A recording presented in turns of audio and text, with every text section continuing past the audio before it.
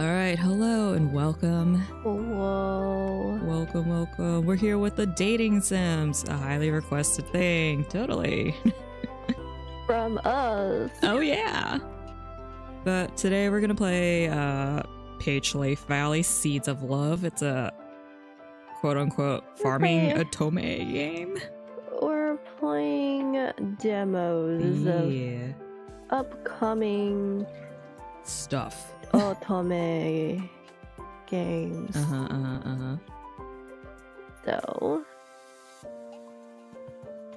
So how exciting. Yeah. Wow. so that didn't sound enthusiastic. I'm Sorry. so excited. I'm excited. I just don't know how to be. Present. No, I'm kidding. It's kind of warm today, so it could be like, you know, Yeah. the atmosphere. Like, where I am, it was like pretty cool because apparently there was like a storm nearby. Yeah. Or like a storming or whatever, but not really. Some splash of water.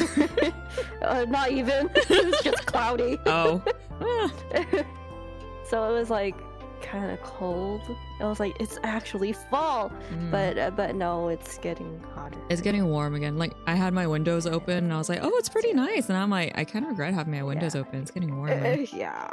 It's projected to get hotter. Yay! Love that. In the next couple of days, I love that.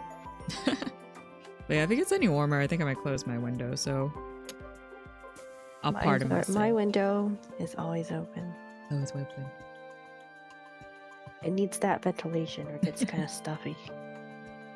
Well, I'm lucky and I have AC. So I gotta close it when the AC. Good for you.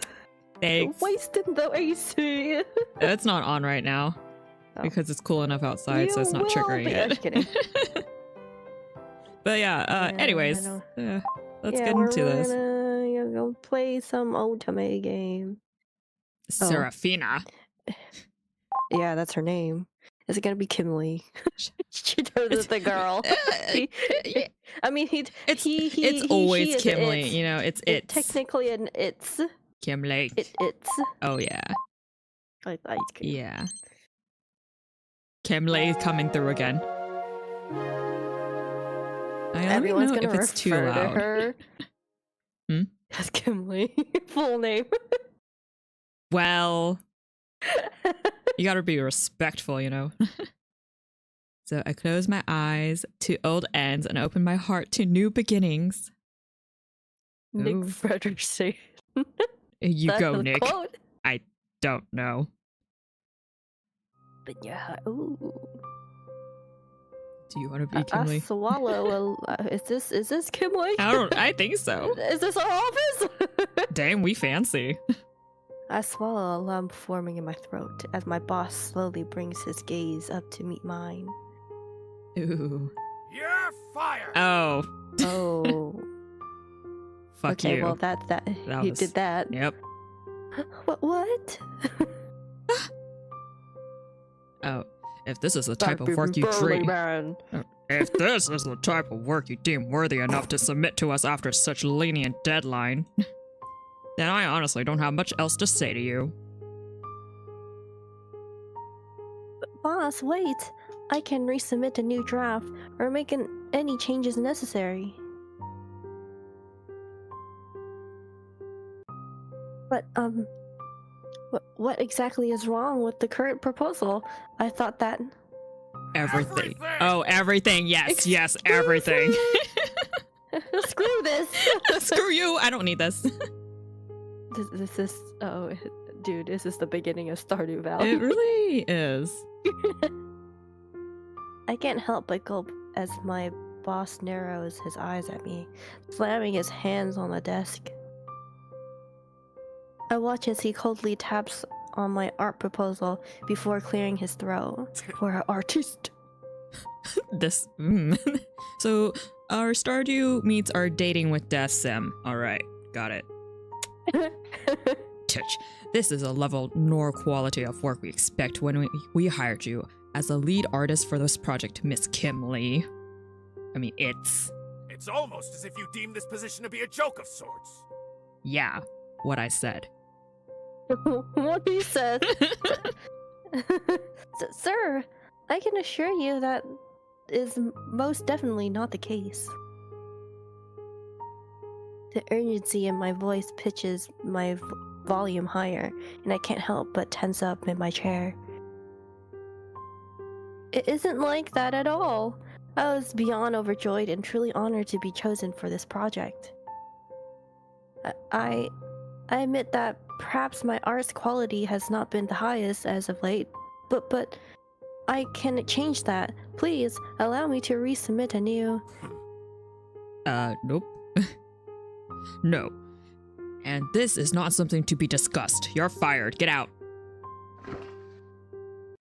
Desperation rises in my chest as I feel panic settle into my stomach, and I unconsciously stand up and bow my head. Sir, please. I'm begging you. I can't afford to lose this position right now. Too bad. We're really desperate. I'm like, just go on, girl. Go. You don't need this. Yeah, you don't need this boss yelling at you like that. You don't need to beg. The reason I haven't been able to concentrate is because I'm in the process of getting evicted. Oh, what? Oh, gosh. Everything's just happening. It's okay. You're gonna inherit Grandpa's farm. Yeah, you're fine. You're fine. You're gonna meet some men or whoever, whatever. Yeah, some hot farmers. Yeah. My apartment complex suddenly announced their demolition plans, and I've been swamped attempting to find a new place and finish this proposal.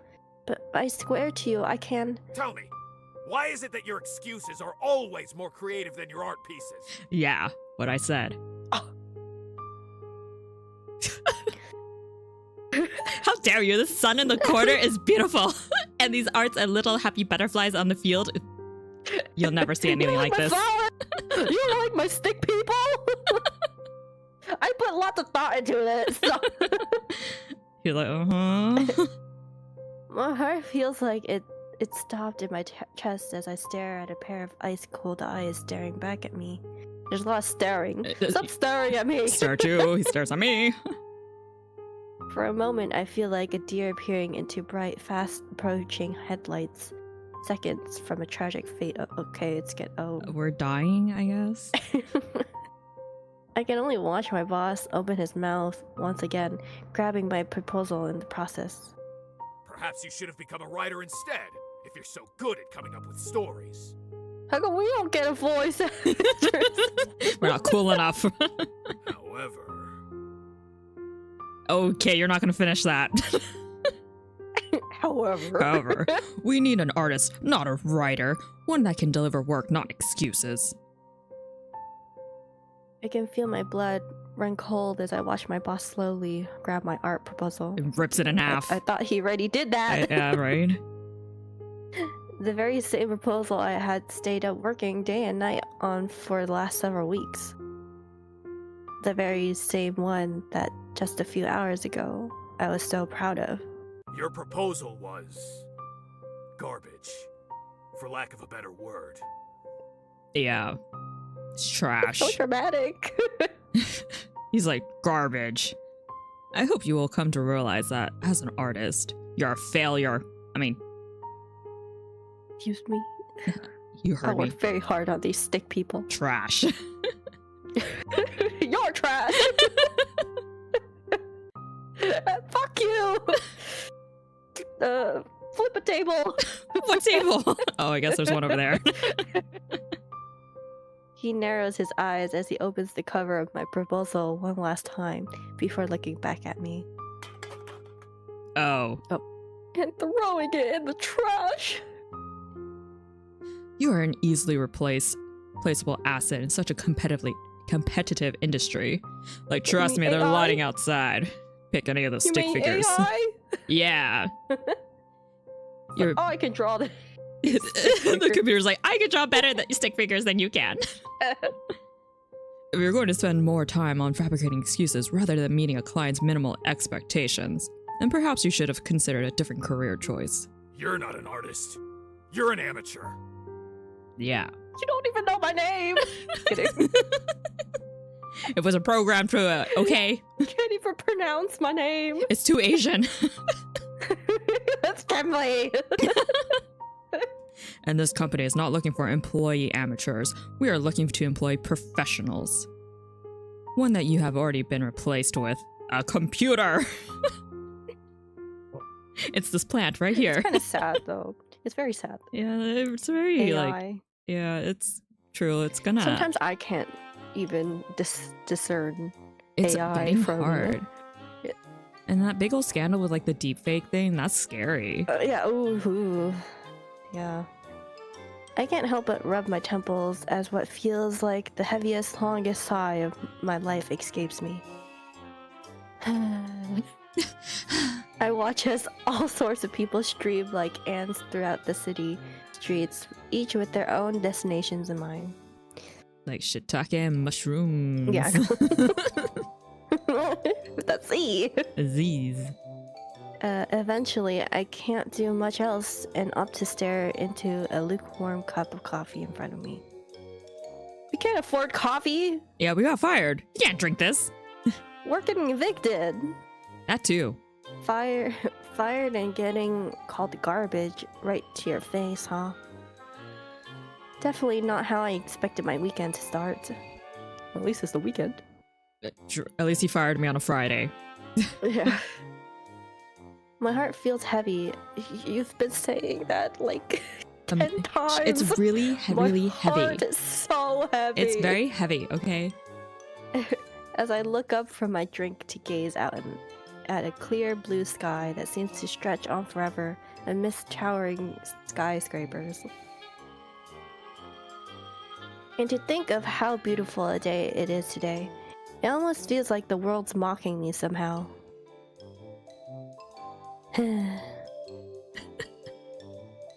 My attention is diverted when I hear the sound of a child laughing. Shut up. He's laughing at me. He's like, oh, you got fired? You're trash? Fuck you, child. My eyes trail over to a young boy tugging his mother's arm with one hand and clutching a small sketchbook in another as the pair sit down at a table near my own. He's the artist that we were replaced with. Damn it. He opens the sketchbook, flipping to a page of a specific drawing before suddenly jumping on the chair. Like, the boss will like this one, won't he? Look at my stick figures. I'd be like going over there, petty.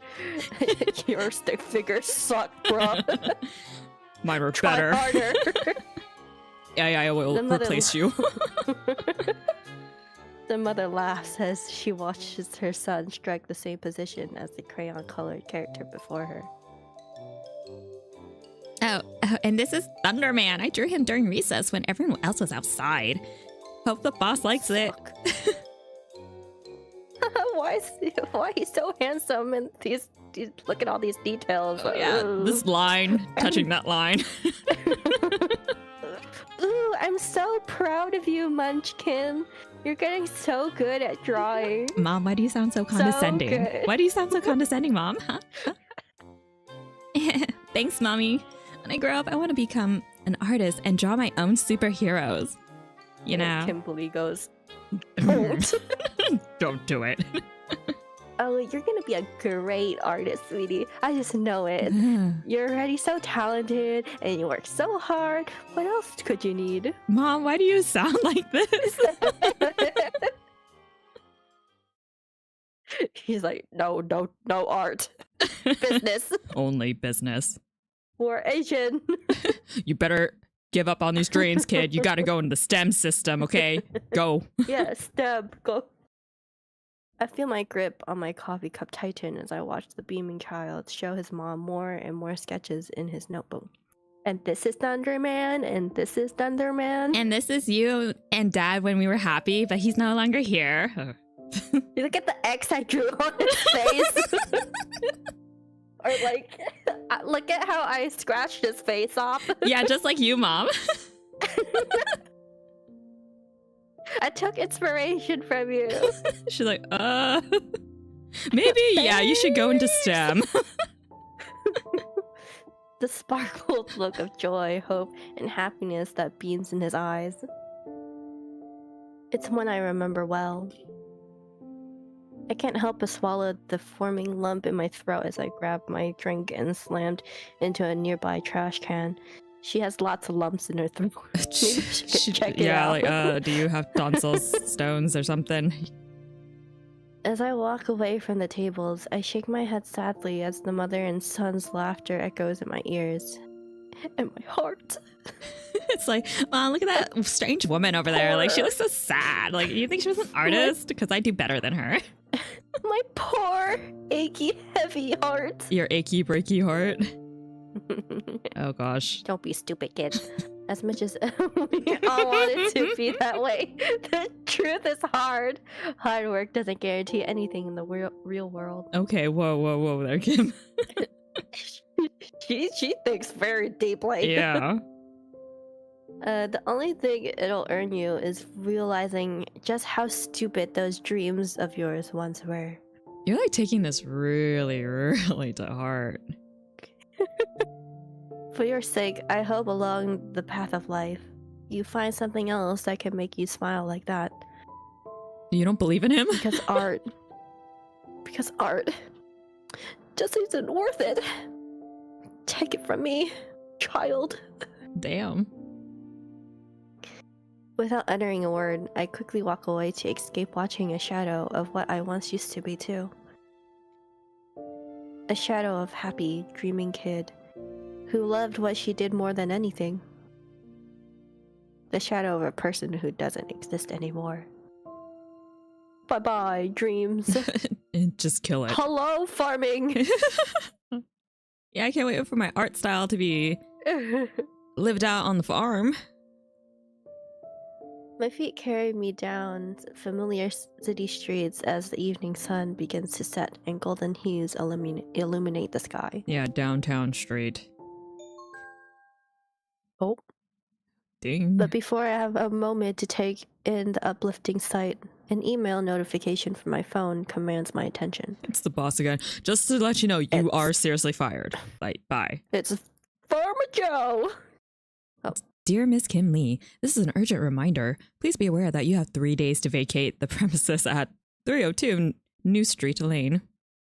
This is not a joke. The demolition of the complex will begin Monday morning at sunrise. Exactly at sunrise, so you better be out. All tenants and belongings must be removed by then. And all belongings that still remain in the property by next Monday will be considered garbage and thrown away. Please act accordingly. Garbage in all caps. Garbage. You know, I feel like she knew this news a long time ago. I know, like, unless she was expecting, like, oh, Tuesday, and she's like, now it's Monday? Ooh, big difference. Monday? What? That's impossible. I gawk at my phone as I stop to read the full email, earning a few strange glances from other passbyers. My heart races in my chest as I more heart-related things. I think she has a health issue. Lumps, the throat, heart palpitations. Heaviness. Oh yeah, that too. As I frantically dial my landlord's number, after a few moments, a voice picks up. Hello, this is Frank speaking. Oh. Hello. Frank, this is Kim Lee from apartment 302. Oh, Kim Lee, I don't care about you. What's up? Who? I had a tenant. I just got an email from the complex saying that demolition begins Monday morning. How's that possible when barely a week ago you told me I had another month to move? Oh yeah, about that. Sorry for the confusion, but there's been a slight change in the plans. We sound like a loan shark. Your landlord sounds sus. Even though she still has a month, I still like, move immediately after getting the news. Right? Or like have a backup plan. Yeah. What are you talking about? Yeah, you see, the company that bought that complex wants to start building a water park on it ASAP. And while the original agreement said a month, The CEO called me yesterday and offered me $500,000 to start next week. Can you believe it? can you believe it? What is this voice? I don't know, man. He sounds like a farmer. He does. What? I know! Ain't that something? So, yeah, you gotta get out of there. Hey, Skylar, what's up? This isn't quite fennel, but it'll work. It's okay. There's gonna be lots of hot men in here. Yeah, supposedly. Not now, but later, maybe. Right now, you just got Frank the landlord. And Kimley, as a girl. Frank, are you crazy? How am I supposed to find a place to live and move into in 3 days? It's Friday. Yeah, I understand and all that, but, money talks, baby! Is there like a way to turn down this music and maybe raise this up a little bit? We're doing good. How are you guys doing? Yeah. Sorry about the short notice, but I'll need you out pronto. But Frank? No Frank and me. Got another call coming in. Ain't much more to discuss, sweetheart. Deal's a deal. Deal's a deal. Yeah. You know, I'll cross the street, man, and get my pizza. Oh, Frank. But in the morning, I need you out of there. No ifs and no buts. I scream out in frustration as the call drops and I can only gawk into my phone. Fuck you, Frank. Honestly. Wait, Monday? Where the hell am I supposed to go? I just got laid off, for God's sake. Take... Oh. It's good.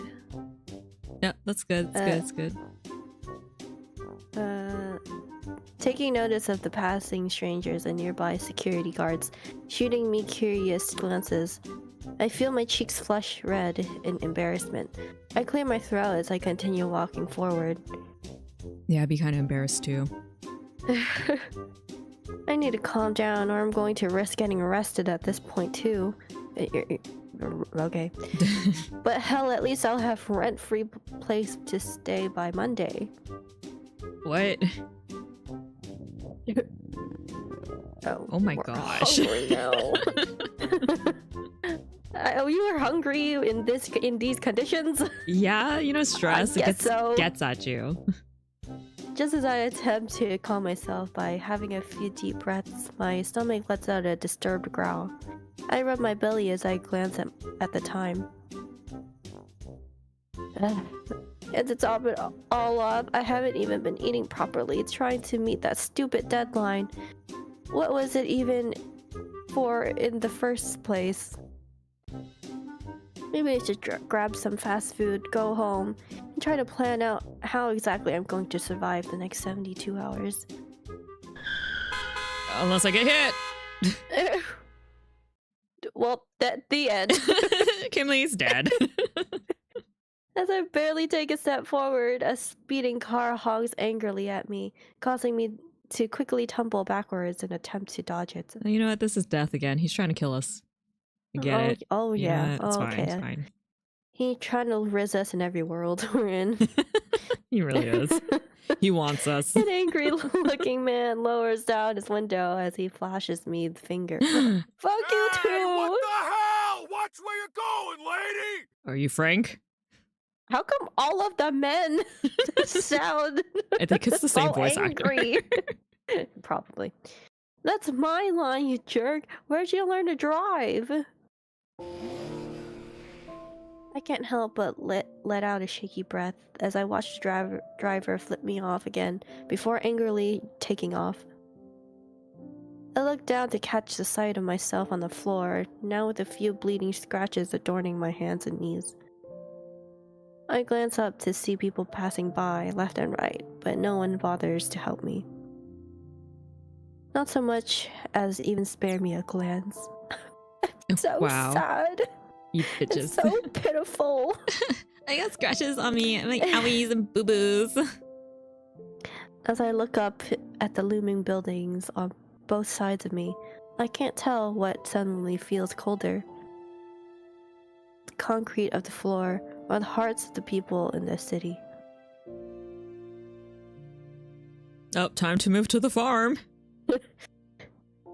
Nope. Okay, fine. I let out what feels like the millionth sigh of the day as I wrap my arms around my frame from the chilly night air that's begun to settle in. As my apartment complex finally comes into view, I can't help but stop in place still. Home, sweet home, huh? Well, not for much longer anyways. They're gonna build a water park here? I don't know, man. I don't know, it looks very suburbs. Right, I'm like, interesting. As I reach for my keys, I catch sight of a wooden sign that seems oddly out of place, resting against the street light next to me. Semi-annual farmers market. Last sunrise to sundown, today only. Time to go to a farm. Okay. I raise an eyebrow in the direction the sign points as I tilt my head towards the entrance of a nearby park. Farmers market? I didn't even know those happened in this kind of city. But maybe they'll have something cheap and good that I can grab for lunch tomorrow. Just about anything's better than that nasty burger I had for dinner. Ugh. Oh, we have bad food too. Man, we just can't catch a break. Nope. With newfound interest, I decide to make my way toward the park.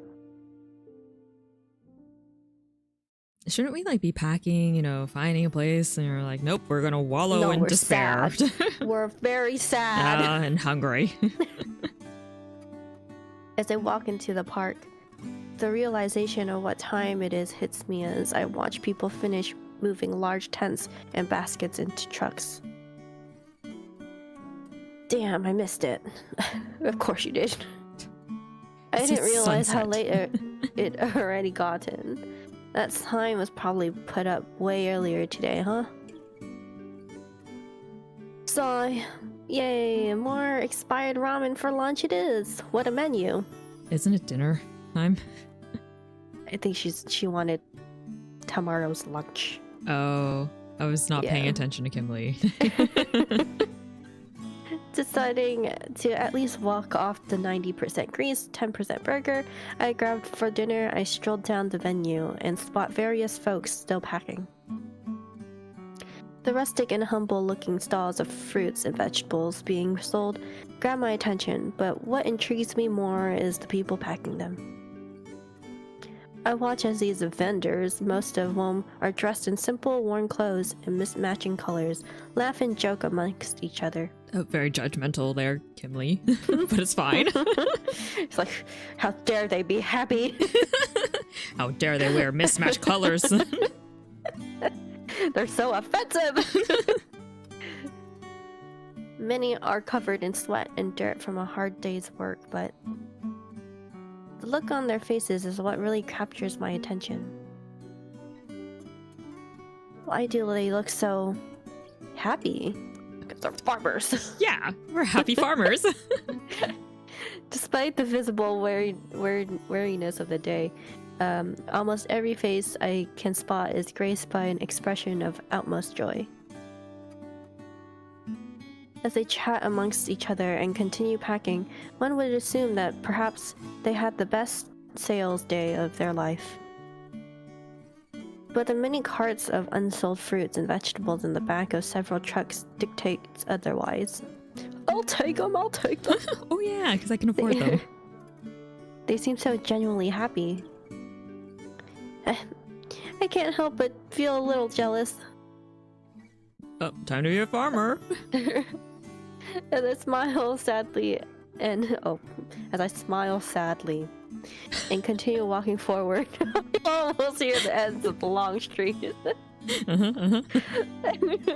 Suddenly, out of the corner of my eye, a big sign decorated with vibrant flowers catches my attention. Help wanted. Various positions open at Peachleaf Valley. Here we go! Nope. It's a sign calling me. Leave the city life behind and have a fresh, new start in the countryside. I find my eyes transfixed on the words written before me. For some reason, I can't help but read the sign over and over again, almost as if waiting for the words to sink into me. No, I'm not. I don't want to read it again. Why not? I can only blink blankly as I mumble the line out loud, but the sudden sound of approaching footsteps distracts me. Is it a man? I turn to look into the face of a short old man with a funny-looking mustache. Oh, so it is a man. Yeah, but it is a man, just an old man. Old man. The man shoots me a kind smile as he places a small crate of flowers down next to him before motioning towards the sign. Evening there, missy. I'm afraid you're a bit late for the market. Oh, yeah. Market Seems man. You might have missed all the good deals, but, well, are you interested in hearing more about the valley by chance? Yeah, you're soft-spoken. All the way! Oh, should I? I'm Okay. No, not maybe not all the way. As if his question snaps me back into reality, I find myself instinctively shaking my head as I step back.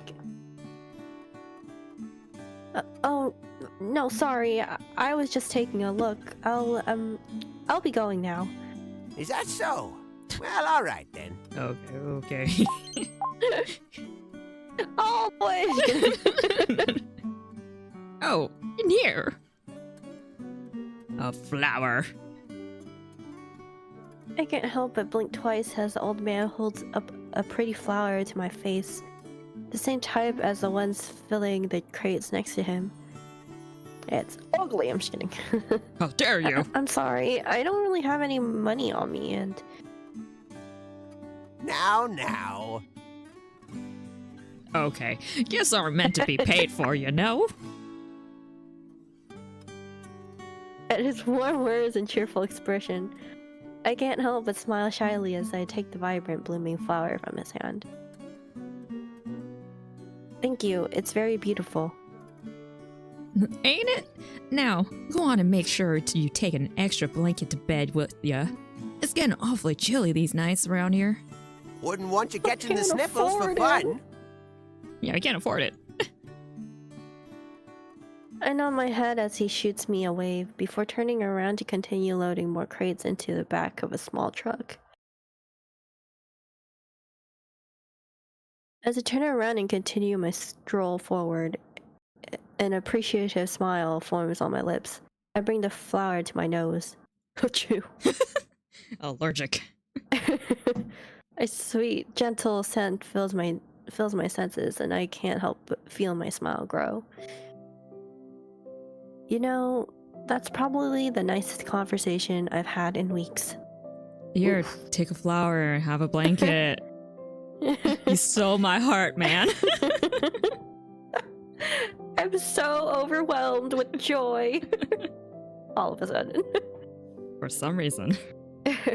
I secretly glance back at the old man as he waves over at another vendor, while beaming a giant smile. The sign that I was previously so fixated on seems to glow as a beam of moonlight reflects off of it. I look down at the small flower in my hand as I twirl it. Okay. Just leave everything behind and start a brand new life in a little valley town, huh? Even just thinking about it seems so crazy. Almost like it's not even real. I just can't even imagine it. My pace eventually slows down as I stop completely. A few moments pass before I hesitantly turn around to look at the sign again. No, it's beyond crazy. It's more like impossible. Even more for someone like me who's never left the city before. I mean, come on, let's be real. I wouldn't even last a day without proper Wi-Fi. I'd probably go insane or something. My thoughts oppose my actions as I find myself standing once again in front of the sign. So, why? As I reach out a hand to touch the words in front of me, I can't help but feel tears begin to prickle in my eyes. Okay. We're very emotional. As I trace the words, fresh, new start, with my fingers, I can feel my throat tighten. Oh. So I did something so ridiculous, so absolutely absurd. Just sound like a dream to me right now. Why does a small act of kindness from a stranger have me feeling like this? All at once, it feels as if the weight of it all has finally caught up on me. I feel a lump form in my throat as I desperately try to swallow the forming emotions inside of me. They really have lots of lumps, don't they? My lovely lumps. Lady lumps. Honestly, I'm tired. I'm really, really tired. Of lumps. It seems nothing ever goes the way I hope it will, and I don't really know what to do anymore. Well, it's time to be farmer. Yeah, Duh. trace your finger again. New start. Fresh. Fresh. Somehow it feels everything I do is hopeless. It's so hopeless. Oh my gosh, can we just get to the farm already? I let out a shaky breath as I hear a pair of slow footsteps approach me. More people! It's a man again. I don't even attempt to hide the tears welling in my eyes as I slowly look up to see the old man's face from before. He's like, you're still here. I thought you'd leave, man. He shoots me a warm, sympathetic smile as he points to the flower in my hand. You know, where I'm from, that flower there is usually given to people who leave on a journey. Hint, hint. It's a way to hope He's for. just like, yeah. I need people Yeah, to hey. work for me. I need some, manpower if you get to my drift. It's a way to hope for prosperous new beginnings wherever they might find themselves. Some might lose their way, but Are you gonna voice act or are you not gonna voice act, man? Okay, the flower is meant to remind them that no matter where along the path of life they might be. they can always start again. I love my intertwining of these voice actors and my voice.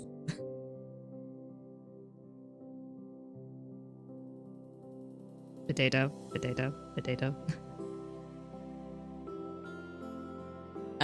I'll voice it. As I stare into the old man's eyes, I can't help but smile for only the second time today. His words resonate deeply within my heart. I gaze into the beautiful petals of the flower in my hand, and for a second, it almost feels like they themselves are cheering me on. You go, girl! I feel a gentle hand placed itself on my shoulder as I look up once again. What's your name, Missy? Ugh.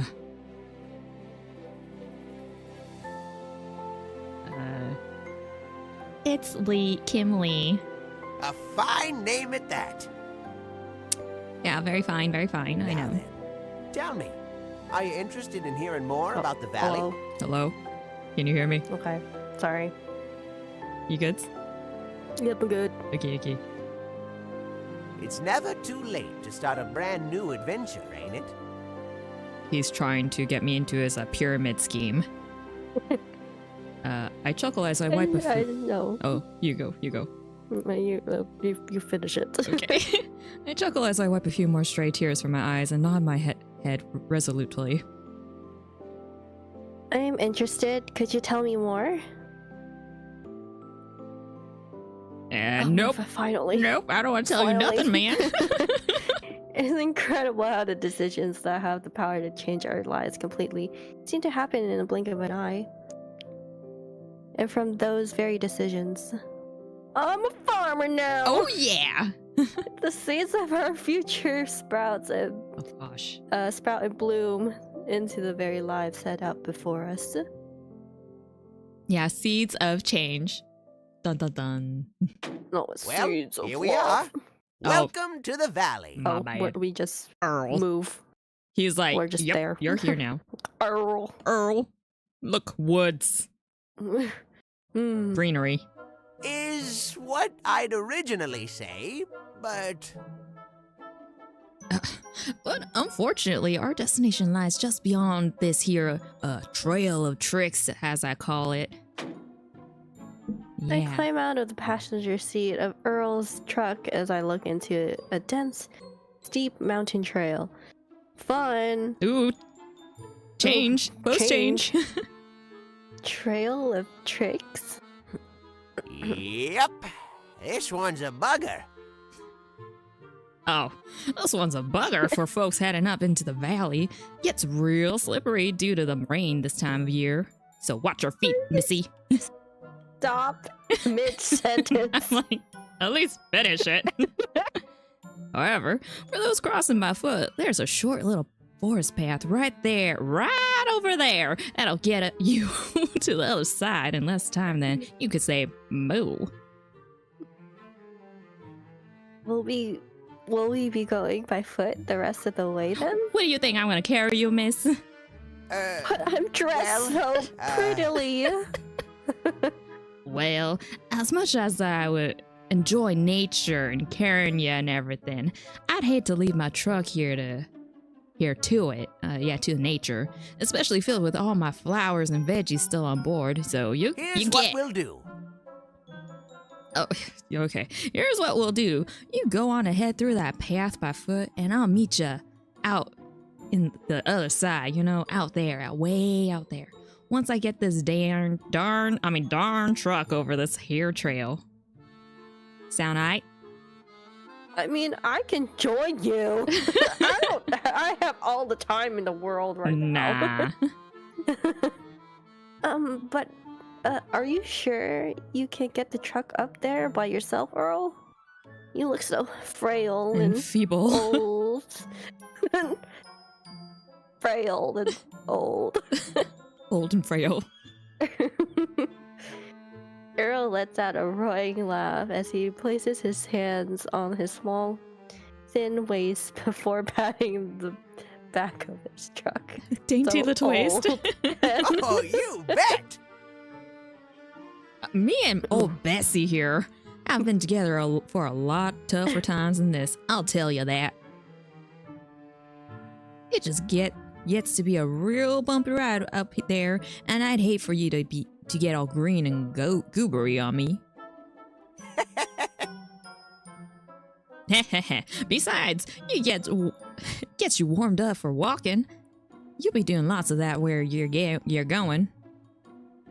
So saddle up and walk up that path, missy. Get. Like, I hate you already. Old and feeble. Frail. Earl. I can't help but chuckle as Earl's positive demeanor shines through my worries. I nod my head and grab a small bag as I head towards the opening of the forest path he pointed out. Well then, I'll take your word for it. I'll head on through and see you in a bit. It'll be a darn jiffy. Make sure you stay on the path now, you hear? Can't be losing you in the forest on your moving day. But I'm directionally challenged. Well, that's a little of a you problem, ain't it? You see, I want to know what to do with you. I want to know what to do with all your pink suitcases. They don't match my eyes one bit.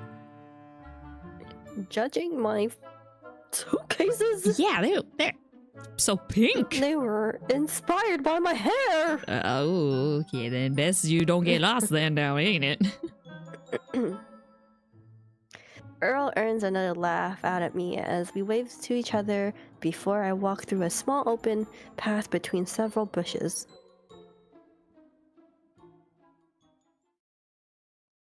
Oh, yes. Deep forest. As I walk in through the dense shrubbery, I can make out a visible path heading towards an opening not too far away.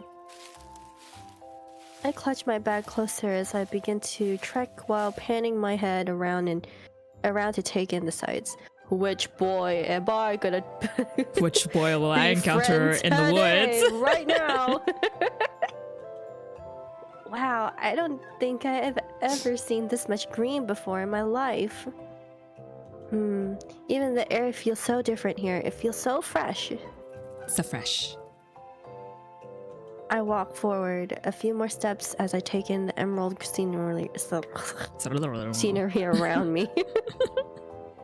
Trees, plants, and flowers. Some the likes I've never seen before, all seem to quietly bloom in place.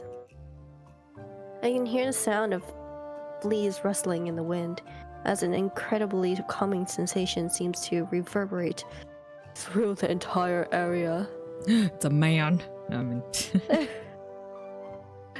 some of these words take the breath out of me. This place feels so soothing, almost like it's... Oh, here you go. Thank you. Something's happening. No more inner monologue. Your thoughts are stupid. My inner monologue is interrupted as I unexpectedly bump into something soft.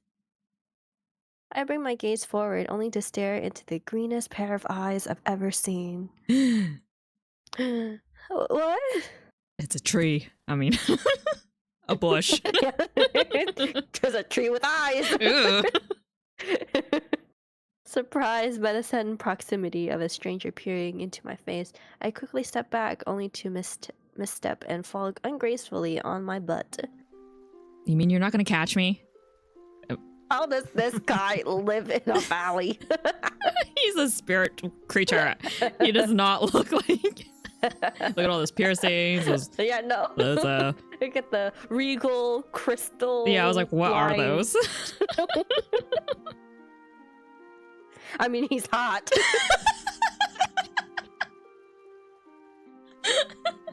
Okay. Whoa, over there, potato. Whoa, down. No, I'm kidding. You're like, he's alright. Other options, please. As I mutter a small groan, I look up to see the stranger chuckling softly to himself. Look at his eyeshadow. Green hair? You And what's with it his looks clothes? It looks very like he has like sickening like a look to him. Not like oh, that's so sickening. It's like he looks sick. Yeah, he looks a little gray. Yeah, I'm like, you don't look healthy. Hi, Phantom. How are you? How's it going? Hello. Tomato ice cream? Tomato ice cream. Where? I've never had that before. I heard it's refreshing. Well, yeah, it's I've like a had, palate cleaner. like tomato. Well, no, I mean like sorbet. it's sorbet. That's the refreshing one. The palate cleanser. But ice cream, not sure about that. That's true. Tell us how that goes, Phantom. Let us know. Let us know. The stranger extends a hand to me with a warm, silent smile. I eye it for a few moments before choosing to accept himself. He's like, you don't look good, man. With a strange amount of ease, the stranger helps me back up to my feet as I shyly gaze up at him. Imagine frozen ketchup. Tempting. I've never tried it before. Never crossed my mind to do that. What, frozen ketchup? Yep. It sounds very sweet and vinegary. Yeah. Despite his strange looks, he boasts a beautiful, almost ethereal visage. Visage. We don't have good experiences. Visage. And somehow it's as if just standing near him makes me feel incredibly calm. Oh, like the forest. I can't help but catch myself staring as I quickly clear my throat.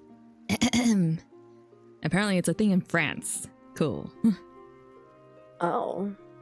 I would have been like, is it a Canadian thing? Like the ketchup they potatoes. Love the ketchup. Yeah. That was a really weird fade. What do you mean? I don't know, man. I'm sorry for bumping into you. I probably should have been watching where I was going. Look at his chest. Them chest boobies. They poppin'. The stranger tilts his head as he shoots me another warm, silent smile. We draw the line at potatoes. Why? Yeah, why? Yeah, why? What's wrong with the potatoes? My eyes instinctively widen as he suddenly reaches towards the side of my face before slowly pulling out a 4-leaf clover from thin air. Oh, a magician. Magical. So, like, if I had tomato ice cream and I had some French fries, it just tastes like cool ketchup on my fries. Interesting. Yeah. Right? Icy ketchup. Actually, Just wait till it thaws out. You just have I feel like that'd ketchup. be kind of nastier. It'd be watery then, right? I Ugh. don't know. I don't know. I kind of be down. Like, it's kind of like the milkshake with fries, except for frozen ketchup. But- I don't know. Actually, I think I'd be into it. I feel I like want to it'd just try be it. hard. Oh, yeah, I guess that's true. Then To add just, like, milk put to it make on it your French softer. fry. Yeah, and then you do that. Yeah. I'll just wait till it thaws. I'll just eat the fries. Huh? A clover? Who do you think you are? Was it stuck in my Houdini? hair or something? You kind of look like him. Oh, beautiful. I Great. tense up as a stranger gently grabs my hand and places it in the center of my palm without a word. I can't help but stare at a small clover for a few seconds before clearing my throat and looking back up. Really need to get that throat checked out. She's like, you're weird. Thank you for your help. These usually represent good luck, don't they? The ginger nods at me while flashing me a silent smile, and this time I can't help but flash one of my own. You gotta stop smiling. It's weirding me out. Oh no, he's like, do you like my eyeshadow? Where'd you get your eyeshadow? Sephora? He's like, no. Ulta. So are you from around here? What's your Hey, kiddo! You over here yet? You're ruining my riz, man. Yeah. I turn towards the opening of the path as a sound of Earl's voice booms through the quiet forest. And then he disappears. Boom. He's gone! Several leaves seem to rustle as a few woodland creatures scatter about, rushing back into the trees. He's Snow White! Or am I? Just as I turn around again to face the stranger, I find the spot he stood in just a seconds ago to be completely empty. He's shy. Ooh, shy boy. Where'd he go? Can you hear me? Shut Don't up. tell me you actually got lost in there. Oh my gosh. I'm trying to hit on a man. Yeah, you shoot him away. No, I'll be right there. My eyes dart around the dense greenery around me in a last-ditch attempt to spot any signs of the young stranger, but to no avail. He kind of reminds me of Death. With Oh, green hair. Gosh. And green eyes. Different eyeshadow. Yep. And does He's not gone. talk. Like it already. As he vanished into thin air. And in the place he stood just mere seconds ago, small flowers now seem to be blooming from the ground. Oh my god, he is a mythical creature. I shake my head of any strange thoughts as I focus my attention back towards Earl's voice and head to the end of the trail. Whoa, okay, that's a deep slope. Yeah, I know, right? I'm like, you wanted me to go up this? Wait, how did Earl's voice travel so far? He's like, echo, echo, echo. My breath hitches as I stare out at the magical view that lies before me. Ooh, slow The pan. rocks! Rolling hills all covered in blooming flowers seem to stretch on forever as they all meet the silhouette of a distant town. From this elevation, I marvel as both snowy, looming mountains and the sparkling ocean also meets near the town to create a breathtaking display of nature. It's I so can't help but breathtaking. break out into a genuine laugh as a slight breeze picks up and it seems as if all the flowers begin to dance in the wind around me. This here's my favorite part of the whole trip. Okay. I bet it is. Yep. I look over to see Earl and his truck now parked beside me as he looks out over the view with a tender, loving smile. Welcome to Peachleaf Valley. Thanks. Okay. Nope. And he just smiles. It's like end of demo. It's time! Just kidding. It really, yeah, intro. Ooh. It's like, don't tell me this is the end of the demo. It better not be. You want a farm? Ooh, 4 choices. Oh, ooh. Oh. Didn't see any. Oh. MC. Emily. Jude. Judd. The baker. Skylar. The aristocrat. Fulham itself. Nadim, the traveler. Also Fulham himself. They're all so sparkly. Hunter, the farmer. What you want to be but can't be. Old people and young girl and old man. Competition. Ooh, actually, yeah. Burly man. A maid. Other Jealous old grandma. lady. This person. This guy. That dude. Literally. All the that one. elements. All the elements can be yours. Oh, it's water. Air. Fire. When the world needed her most, she disappeared.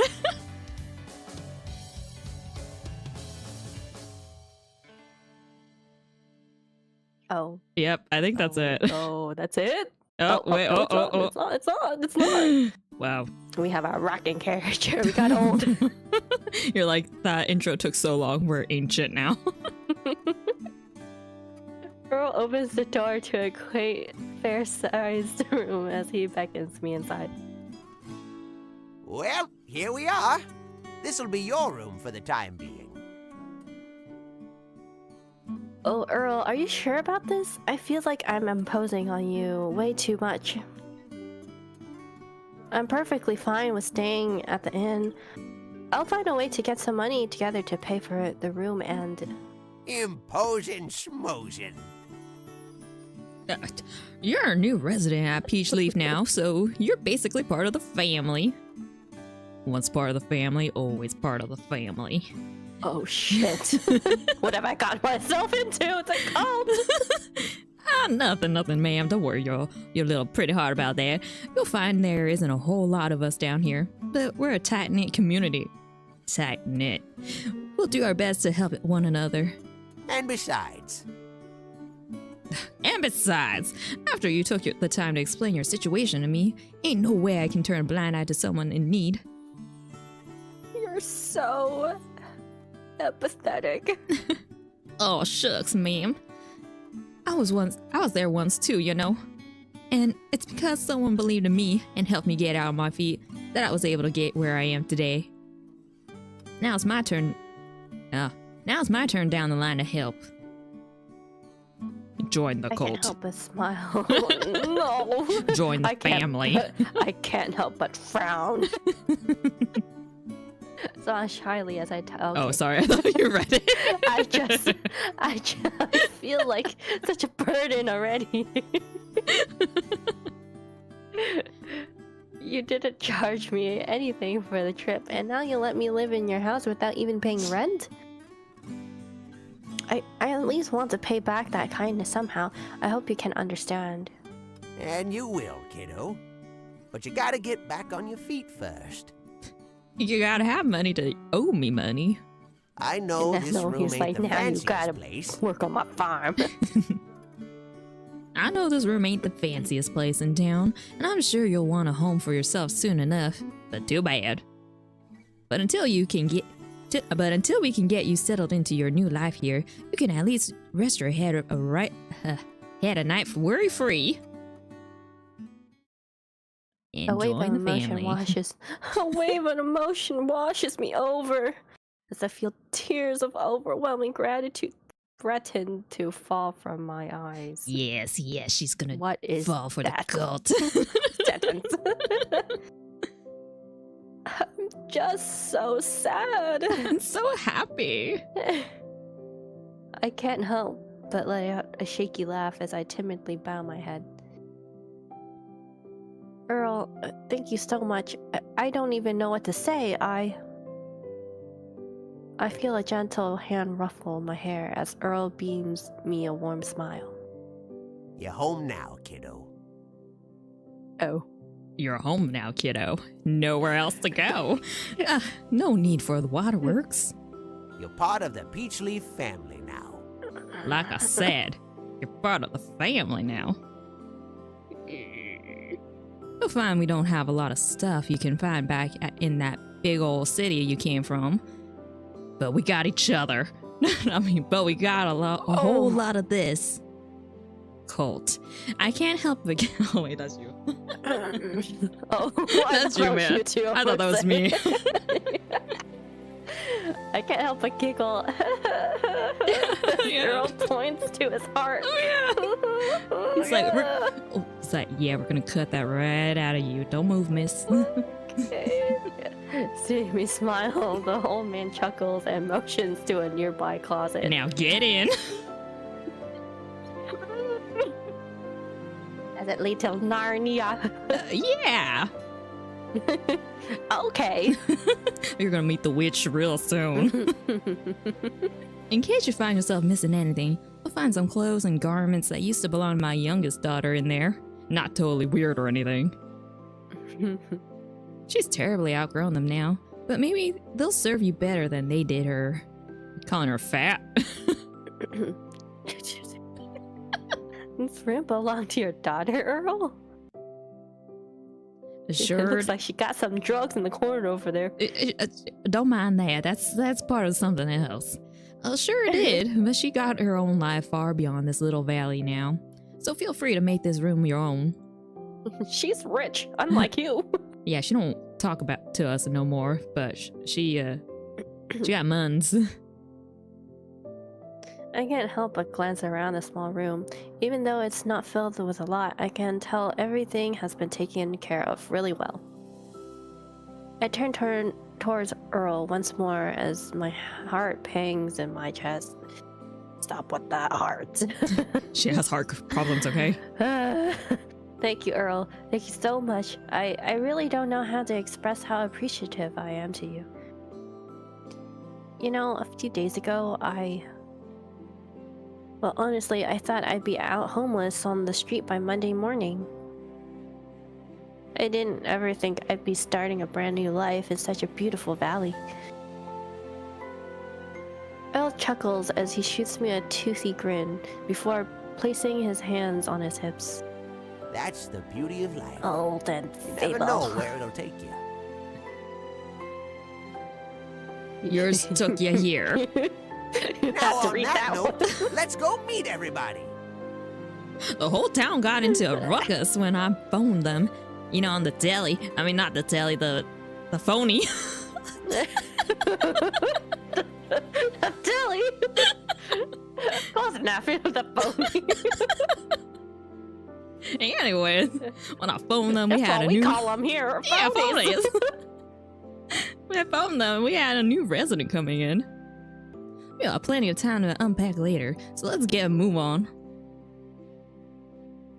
Okay, I'm excited. Let's go. All right. Now into the closet. Back in there. My eyes dart around the streets of a lovely, bustling town that looks like it came straight out of the pages of a fairy tale book. It really does. Did. This is not It's near like your we city went- whatsoever. Yeah, we went from Tokyo to like a village, France, or Right? something. Like old France village. And I'm like, did we Yeah. time travel? I watch as shopkeepers sweep the entrances to their stores with wooden brooms and greet each other warmly. Wooden brooms. Yep, we went back in time. Yep. Energetic smiles adorn the faces of small children as they run through the streets without a care in the world. And everyone, absolutely everyone, wears a peaceful smile on their face. Suspicious. Earl stops to shoot me a grin as he himself scans the town around him with a proud expression. Everyone's too smiley, man. Sus. It's a beautiful. This is beautiful. What a charming place. Oh, you ain't seen nothing yet. But, aha! Uh-huh. I know just where to start off our tour. How about you meet my wife and grandson? Don't hit on him. First, since you'll be living with him under the same roof. Oh. My wife runs the best and only bakery in town. So if you ever find yourself craving something sweet, you'll know just where to go. We run a monopoly. Yeah. By the way, still No don't hit one on that dares. grandson. Don't touch him. No one dares opens another bakery in town. Otherwise, I get it. A soft bell rings out as I walk into a rustic little shop with a delicious smell wafting in the air. I can't help but feel my face light up as I take in the sight of a beautifully colored pastries spanning down a glass counter. Hello? Anybody home? Hello. Well, Hello? look who it is. Back so soon from your trip, old man? Who'd you call old man? Ooh. You're gonna be his hot too. sound. At the sound of an unfamiliar voice, I shyly peek over Earl's shoulder to spot a young man as he walks in through a set of kitchen doors. Small rays of sunlight shining in through the windows reflect off his amber-colored eyes as a kind smile dances on his face. You're all so smiley. So smiley. So sussy. There you are, Jude. Okay, I was wondering who was running this bakery. Y'all can't just leave the front empty like this. Relax, Gramps. Jeez, you've been back for less than a minute and you're nagging already? Oh, don't you dare talk back to me, man. Gran's got something in the oven, and I was just finishing up an order in the back. Oh, excuses. And besides, you know it always gets kinda empty at this hour. No need for nags. Just as Earl opens his mouth to say something, an old woman walks out through the kitchen doors with an excited smile on her face. Oh, I thought I heard your voice, dear. You arrived just in time.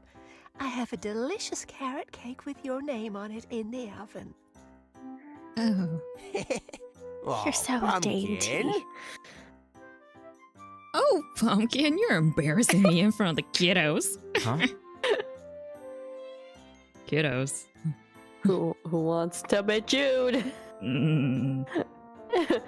Earl beams a giant smile as he steps out of the way to reveal me standing behind him. Nina, Jude, I'd like y'all to meet the newest resident of Peachleaf Valley. Come on, no need to be shy. Introduce yourself. Yeah, and by the way, grandson still off limits. Watching you. Alright, hello, I'm Kim Lee. I just moved here from the city and I'm very excited to meet everyone. Thank you for having me. What? Oh, okay, he knows us. And it's like, Kim, Kim Lee. Why is the text so small? Want you to know it's a whisper. Do you want to be Nina? Oh, well, aren't you an absolute delight? Let me get a good look at you, my dear. I don't know. I feel like my old person would be the sound of the old man. Again. You're doing great. My nervousness begins to dissipate as Nina steps out from behind the counter and comes closer, beaming a friendly smile. My name is Nina. As you probably already noticed, I'm Earl's wife and I run this bakery. It's an absolute pleasure to make your acquaintance, Kenley.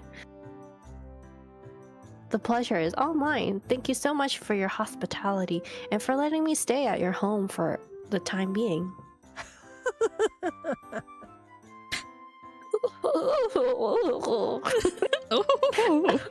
Oh, now aren't you just the sweetest thing?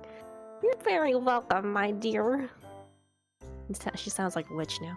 Like, Hansel and Gretel. I know such a big move can be awfully nerve-wracking, but you've got nothing to worry about here. You're already part of the family. Again with this family. We're gonna die here. Family. Family. Nina takes my hands in hers as she says this, and I can feel my heart swell with happiness and level of kindness I've never experienced before. Thank you so much. I'm afraid I don't know what else to say. Well, you can start by telling me this. Do you like sweets, dear? Why do you have to ask Do like you that? like sweets, dear? This sounds kind of sus. Okay. I do. Butter pound cake is my favorite. She's like fatty. Why? What a coincidence. What a coincidence. That's my little Jude's favorite dessert too. Right, dear? He's like, don't talk about me, Grandma. I still don't know what voice to give her yet. I glance over at Jude still standing behind the counter, but raise an eyebrow when I see him gazing at me with an intense expression. Stop staring! He doesn't even seem to register Nina's question as he simply stares at my face, almost as if desperately trying to decipher something. Jude? Jude? Is everything all right, dear? He's like, no. Almost Look at his face, man! Like, Ew. Almost as if his grandmother's worried tone snaps him back to reality. Jude tears his gaze away from me before nervously looking back up. Like, yeah, I'm hot. What about it? Huh? I can't help but gulp as his eyes dart frantically between my own. Sorry, Between my own. I have to go. Oh, fine. I gotta poo. I got a shit real bad. I need some air. I'll be back later. Yeah, in the I've got toilet. the runs. I gotta run. With barely a moment's notice, Jude quickly walks out from behind the counter, brushes past me, and briskly exits the small shop. Jude!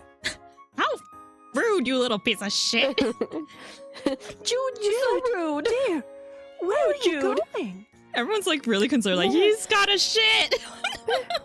Where are you going? Oh, these His grandparents. calls fall on deaf ears as Jude quickly exits the shop in a hurry, not even glancing back once. An awkward silence falls on the shop for a few minutes as Nina and Earl exchange confused glances. They're like, did you raise them to be like that? And I'm like, oh, well, you got a shit, you got a shit. What the heck was that about? I didn't say anything weird, did I? Oh, Oh, Kimley, please pardon my Jude. He's not usually like this at all. I wonder what got him so flustered. Ha! I know! Oh. He's got a shit. I mean, maybe he couldn't handle just how pretty Kimlee was. So, Nina, what did you see in Earl? Honey, don't tell her nothing. You love me, right? I can feel my cheeks heat up as Earl's joke, as the image of Jude's intense gaze on me makes a shiver run down my spine. It's like a gaze of hate and Oh. like There's the carrot cake. Just in time. There's the carrot cake. Earl, Kimlee, why don't you both grab a chair and I'll bring it out with some warm milk? Just a second. oh, not without some help, you won't. You come here. I can't let my pumpkin do all the work around here. Oh, Let me leave. Earl. I'll see myself out. No, you sit right there, little miss.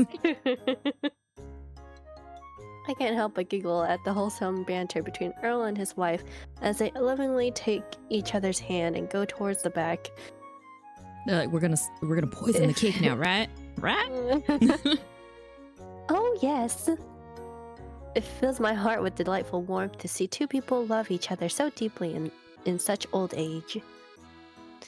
Once the pair is out of sight, I can't help but look over my shoulder at the direction Jude abruptly left moments ago.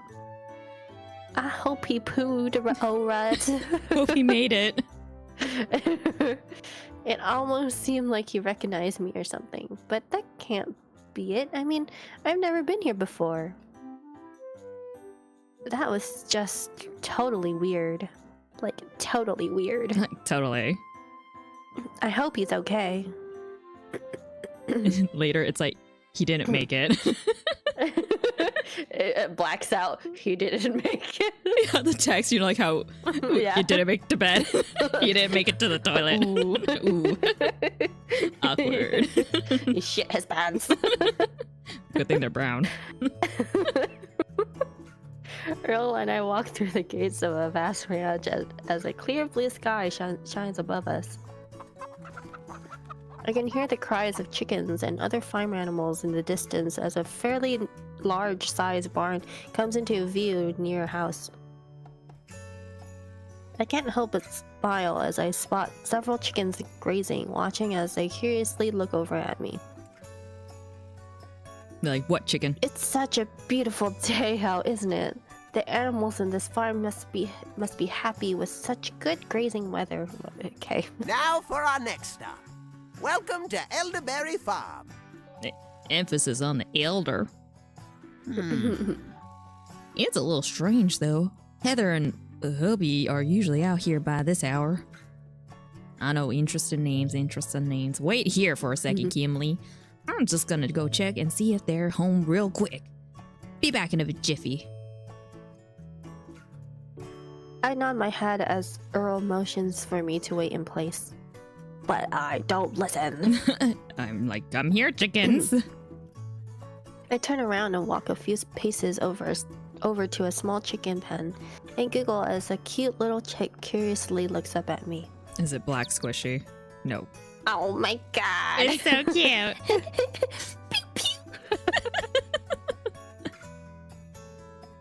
Oh, aren't you a cutie? I wonder what your name It's is. Pew Pew. Bessie! It's Bessie. Oh! Huh? Oh. I put Bessie down, I swear. A loud yell in the distance captures my attention, snapping my head up towards the source of the sound. Suddenly, the ground feels as if starting shaking as the nearby chickens all frantically run in the opposite direction. What the? Tremors? Bessie, get back here, goddammit! Whoa, Ooh. whoa, language, man. Ooh. I turn around at the sound of a loud cry when I catch the sight of a rampaging cow heading straight towards me at lightning speed. He said not to move, so I can't move. I guess I gotta get hit. The cow is quite large in size, and its eyes seems to be glowing red as smoke comes out of its nose. Like the old man's off like to the side. He's like, yes, yes, according to plan. Yeah, but part of the family. I thought she said moo, and I was No, like, same. And I was like, moo, stop. What? A cow? How's it so fast? I can't move out of the way at this rate. Oh, someone save me. I'm a damsel in distress. No, just run me over. I close my eyes instinctively as I brace myself for the impact before another voice shouts out. Oh boy. Watch out! And I feel a powerful force propel me backwards as I fall to the ground. Such strong, manly muscular arms. The enraged cow cries as she races past where I stood seconds ago, dust fluttering in her trail.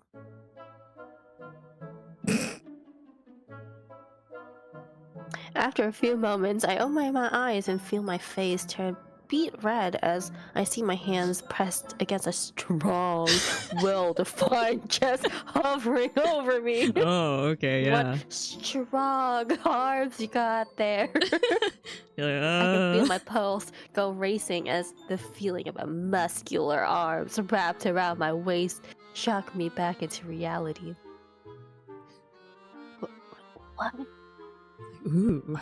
Sorry about that, miss. Are you okay? You're not hurt anywhere, are you? I look up to stare in ocean blue eyes as a young man stares back worryingly at me. I'm fine. Phew, I'm glad to hear it. Sorry for the tumble. Let's get you back on your feet, yeah? Nah. But I don't want to part ways. Oh. The cool breeze flutters against my skin as the young man releases me from his strong grasp, pushing himself up with the strong arms. The burly muscles. So strong and muscular. They just My pop. heart stammers in my chest as I sit absent-mindedly on the ground for a few seconds, trying to process the situation. Oh, strong. Oh. Muscles.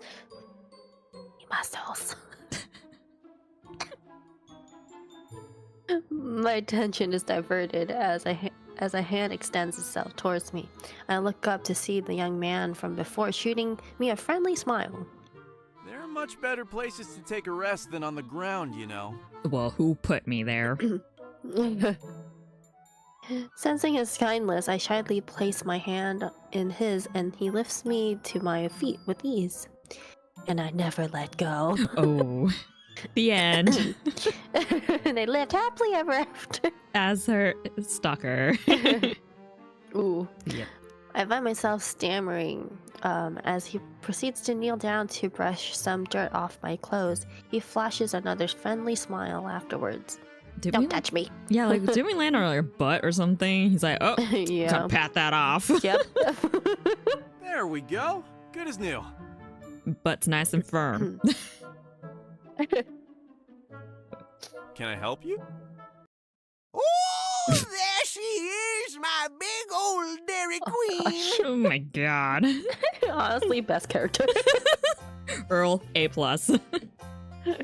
Greatest comedic relief. He really is.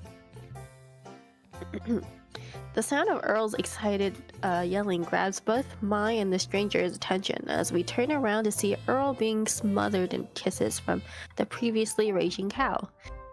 Oh, you darn love bucket, you. Did you miss me, Bessie? Oh, gosh. Meow. The young man next to me tilts his head back in laughter at the affectionate display. I'm like, ugh. Of course. I should have known it was you, Earl. You wanna... be him? Huh? You wanna be him? I don't know, I think you like the muscles. No, I'm just making fun of him. What did he sound like again? No one know, else they gets all sound Bessie the that same. riled up. Oh, that's because I'm her one and only true love. Don't tell Nina. Ain't that right, Bessie? Moo. Meow. Meow meow. I can't help but smile as Earl begins to walk over to us with a now tame, calm, and slightly blushing cow. How have you Ooh, been, don't Hunter, tell, my don't tell boy? Nina. Yeah, don't tell Nina. Taking good care of my sweet, innocent little angel here, right? He's like, of course, Earl, that's not weird. Although I'm afraid she's not nearly as innocent as you think, you know. She nearly ran over this poor young lady. Oh my god, can you just finish the sentence? Oh, we're a few minutes back. Perfect. As Hunter As Hunter, I sound like him, right? Yeah, Just kidding. exactly. No. Couldn't tell the difference. Hunter looked back at me with a sheepish smile. I can't help but feel my cheeks heat up again, thinking back to our previous close encounter. Bessie! Bessie, you can't be running over our new neighbor over before I've had a chance to introduce y'all. Ahem. Now Ahem. then. Okay, Hunter, where's everyone else? Mom and Hubie went to the city to visit some friends.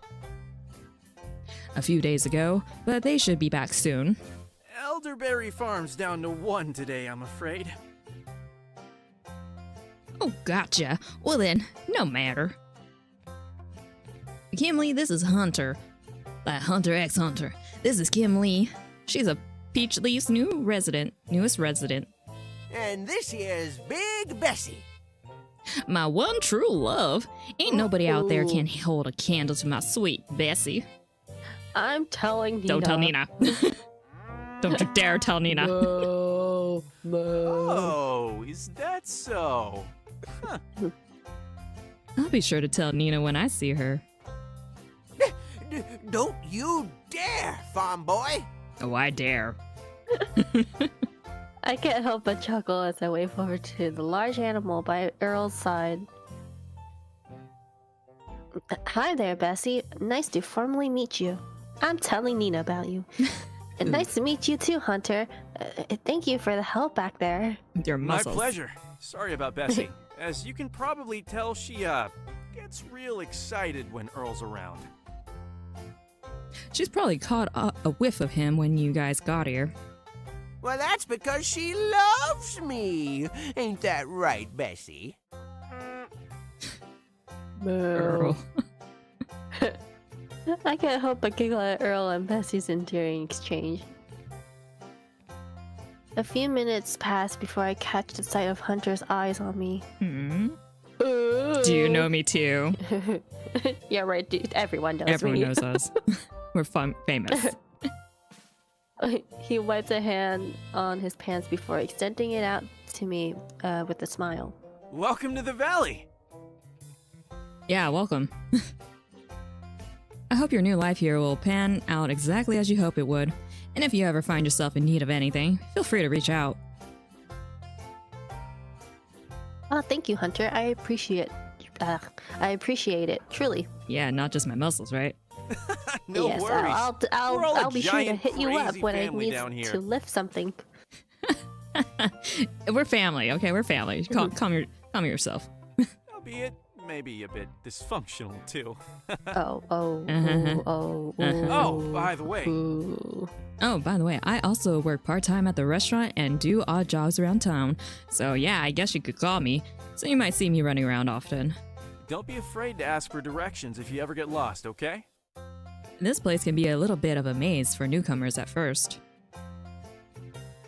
Right, thanks. I definitely will. Not. Sounds good. Now then, if you'll excuse me. Back in the barn, Bess! You big troublemaker, you! You got really loud. Oh, yeah, whoa. Moo. But Earl! The sound of laughter fills the air as Bessie hides behind Earl from Hunter. I feel a sense of warmth fill my heart as I get to unravel more and more of the valley. Yeah, Bessie. Like, when do we Nina. get to farming? Never. Oh. Where As are we we now? approach the entrance of a quaint flower shop, Earl shoots me a smile while he opens a door for me. Now, I'm sure you're probably dying to meet someone you can relate with. So I want to take you to meet Miss Amelia. Amelia. I don't know. Amelia. She's a real kind girl. Runs a shop with her nutty old grandma. Seems to be about your age too. So, don't be competing with the young men around here. I'm sure y'all can be great friends. Yeah, we'll be best friends. Keep your enemies close, right? What did you say? Nothing. Oh, okay. As we walk into a beautiful flower shop, a sweet scent fills my senses as I can't help but breathe it in. Oh, jeez. Achoo. I look around to see gorgeous flowers. Some the likes I've never seen before, all blooming through even the tiniest cracks in the wood. Eh? Skylar? Is that you? Oh, great. Oh, another one. Hearing the confusion in Earl's voice, I turn to stare into the profile of a tall, foreign-looking man. He's so foreign. He's so dashing. So dashing. The man doesn't seem to have noticed Earl as he paces back and forth, seemingly deep in thought. I have poetry to write I today. got my stuff to look at, poetry. Oh, gosh. Gefair. You want to be French? Or you want me to be French? Okay. Oh, J'ai besoin They didn't want to d'un do that? miracle et de servant. they didn't want to voice act that one? Nope. They're like, you're on your own with the French. The tall man continues to mutter to himself before Earl approaches him, waving his hand. Oh, Skylar? gosh. Hello? Y'all listening? Bonjour! Bonjour now? The French man? The foreign man's attention snaps up at the sound of his name. He looks over before shooting Earl a friendly smile. Ah, Monsieur R, you've returned from your trip. Welcome back. This is great. Can't wait for one of us to voice act this. Oh! Oh, Oh, madame, mademoiselle. I'll be right back. You are gonna leave me with the French. Yes. Oh, thank you.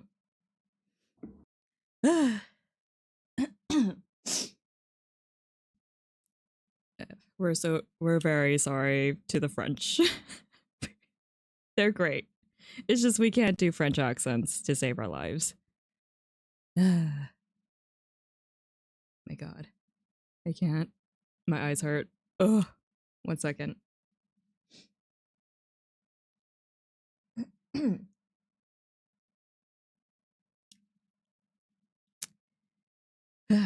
But yeah. I should look up French accent. How to do this? Maybe he'll voice act a lot himself, but he didn't want to do that last French phrase, so can't say much for that. Yep, nope, we're doomed.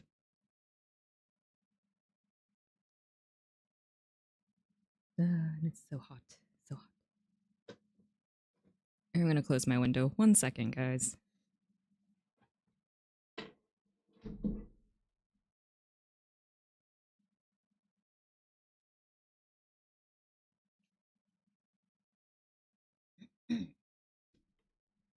All right, window's closed. Thank God. It's getting hot out there. Back. Hello. You ready to Be French? I don't know. Mhm. Sure. or continue on this loveliness? Yeah. Before he can finish his sentence, the foreign man's eyes land on mine. He's like, I gotta shit too. I gotta go. I gotta really go. Our eyes meet for a few silent moments before I muster a shy smile. Oh, Okay. shaky. Before I have the opportunity to even get a word out, I watch in surprise as a tall, slender man dashes forward towards me. It's like, I got to lash it. La shit. I blink in surprise as I watch him grab one of my hands and places a... Oh, guess I'll take that back. And just who is this breathtaking mademoiselle? Whoa. Oh. Whoa, you're coming on strong. Oh, he's so flouncy. Flouncy. Huh? Before I can even answer, the tall man gets down on one knee. Oh no, this is too sudden! Will you marry me? His eyes seem completely fixated on me as a radiant smile greases his lips. Mademoiselle, I may not know your name, but I know that your beauty is the envy of every flower in this shop. You outshine even the most beautiful rose on the eve of its full bloom. Why, And they just even the voiced most it. fragrant of blossoms holds no comparison to your... I can't All compete right, with all right. this. Let's take it down a notch here, Romeo. Let the poor girl at least introduce herself, eh? You don't want to be Skylar? No. The man named Skylar's... oh. Okay, the man named Skylar's eyes. Yeah, the man named Skylar's eyes. Yeah, okay, Whine yeah. dramatically as he rises to his feet before bowing deeply. Forgive my terrible manners. My bien, sir. Monsieur Earl is right. Forgive my terrible manners. How could I ask for your name when I have not graced you with my own? I am Skylar Dutoit Eclair Jean-Jacques Pelletoir the Ninth. Thank you for A saying proud resident of this magnificent valley. that. Mm-hmm. And you are? And you are. I'm Gimli. Just moved into the valley today. It's nice to meet you, Skylar. Oh, no. But the pleasure is most definitely mine, Lady Kim Lee. You're a spectacle to behold. Oui, en effet. Like a marble statue that has come to life. How truly blessed is Peachleaf to welcome you. Oui, en effet. Thank you, I think. I don't even know French. I sound vaguely Italian. A little bit. Earl lets out a chuckle at Skylar's theatrics. After a few moments, he looks around the shop before turning around with a puzzled expression. Well, Skylar, where's Amelia and Fiona? Why are you the only one here? I can't imagine both this accent and then this accent. We'll trade off. This is because... Oh, you go.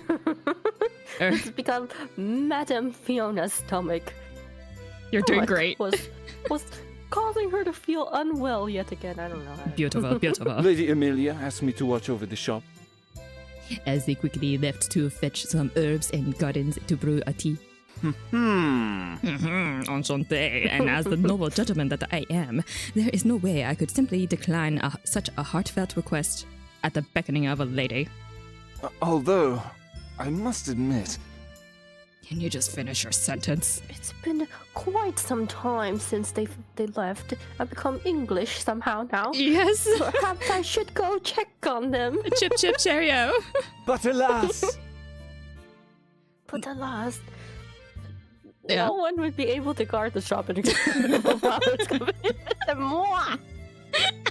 Just gave up on the French accent. I Fiona. can't do it. Fiona's- It's Italian or English. English.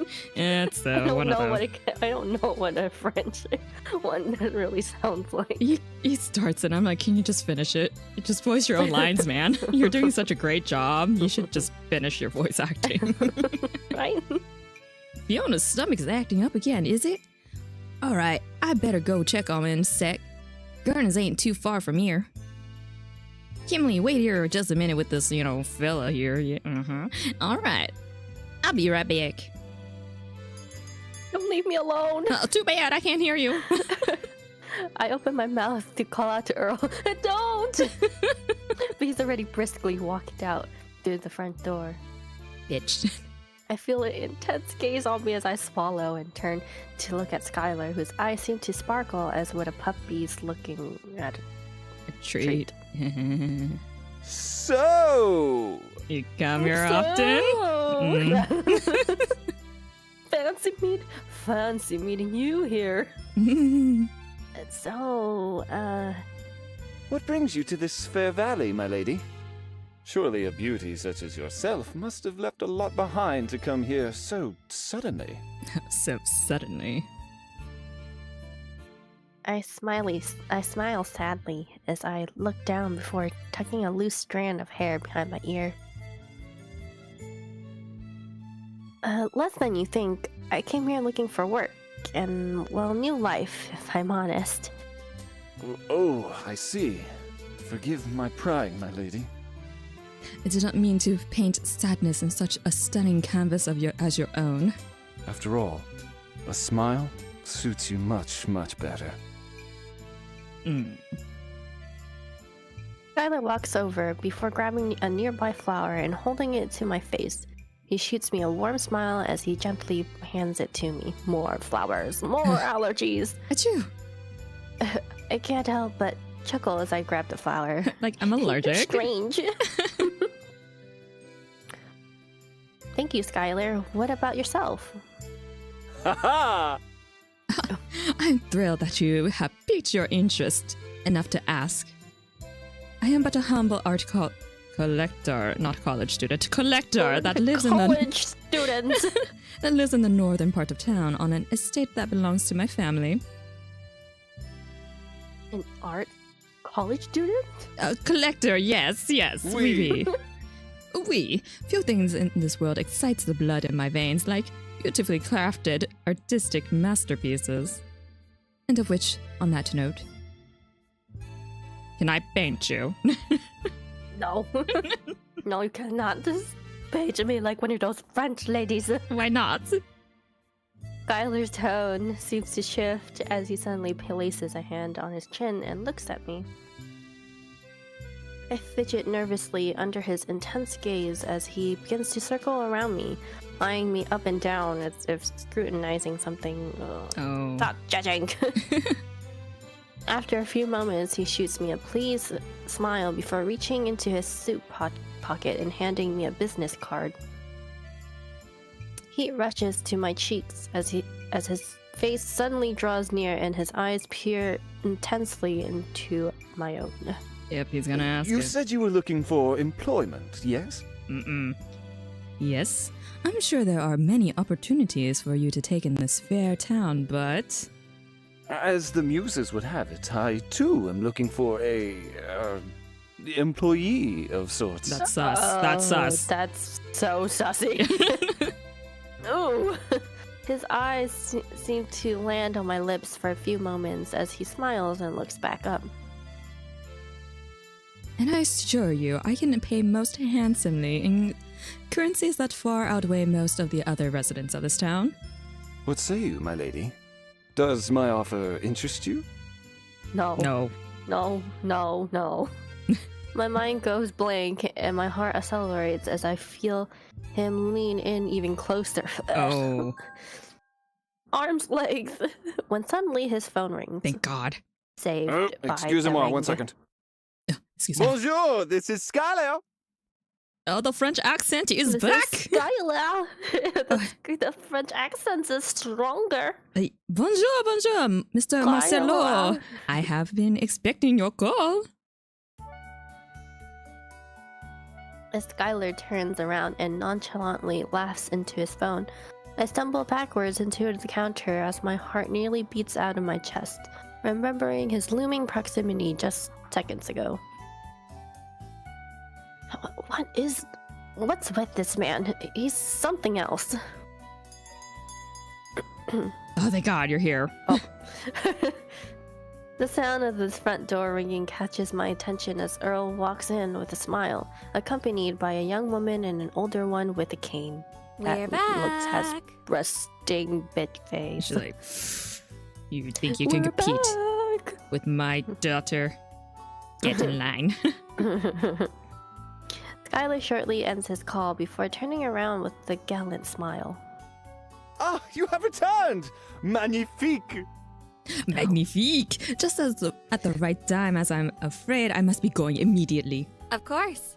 Sorry we took so long. Thanks for the help, Skylar. No. It was my pleasure. Thank you for trusting me to guard your dazzling blossoms. Well, everyone, duty calls, and so I must depart. Okay, bye. Au revoir! Until we next meet again! Get out! Oh, God! Everyone in the shop merely stares at Skylar as he prances out the front door in joyful strides. I clear my throat before looking down at the card in my hand with his name and address. Into the trash! He's, quite an interesting person. My attention is focused on the new faces that have entered the shop as they turn towards me. Oh, hello there. You must be the new resident, right? It's so nice to finally meet you. Welcome to Peachleaf Valley. My name is Amelia. I run this flower shop with my grandmother, Fiona. That would be me. Welcome to the valley, child. Oh, curse you! Curse you!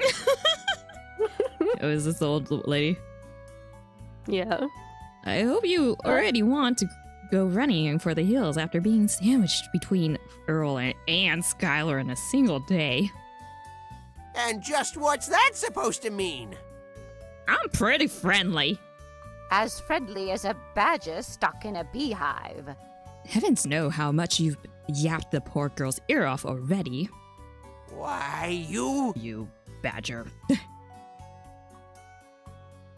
As Earl and Fiona engage in a glaring match with each other, Amelia scoots over next to me before giggling.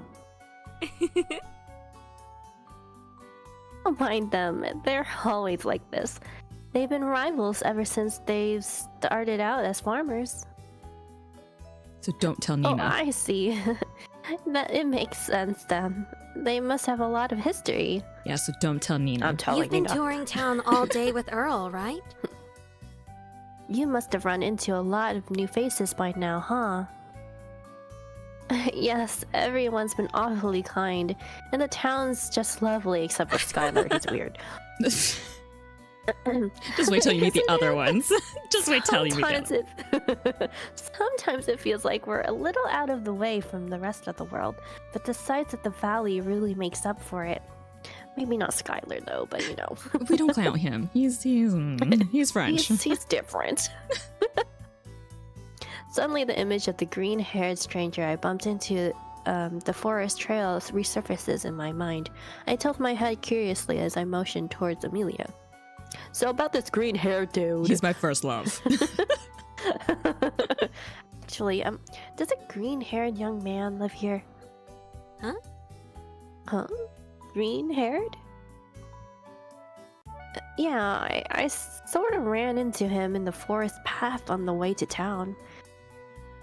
He had long green hair and was wearing some strange robes, had crystals on them, and you had yellow and orange eyes shadow. Very strange. I thought maybe he worked in town or something, but I haven't seen him again. Sorry. I've been living in this town my whole life, but I've never run into anyone that fits that description here. Ran into one of the spirits, did you? Oh, I knew it. She's a witch. She is. Fiona's voice captures my attention as she walks towards me with her cane.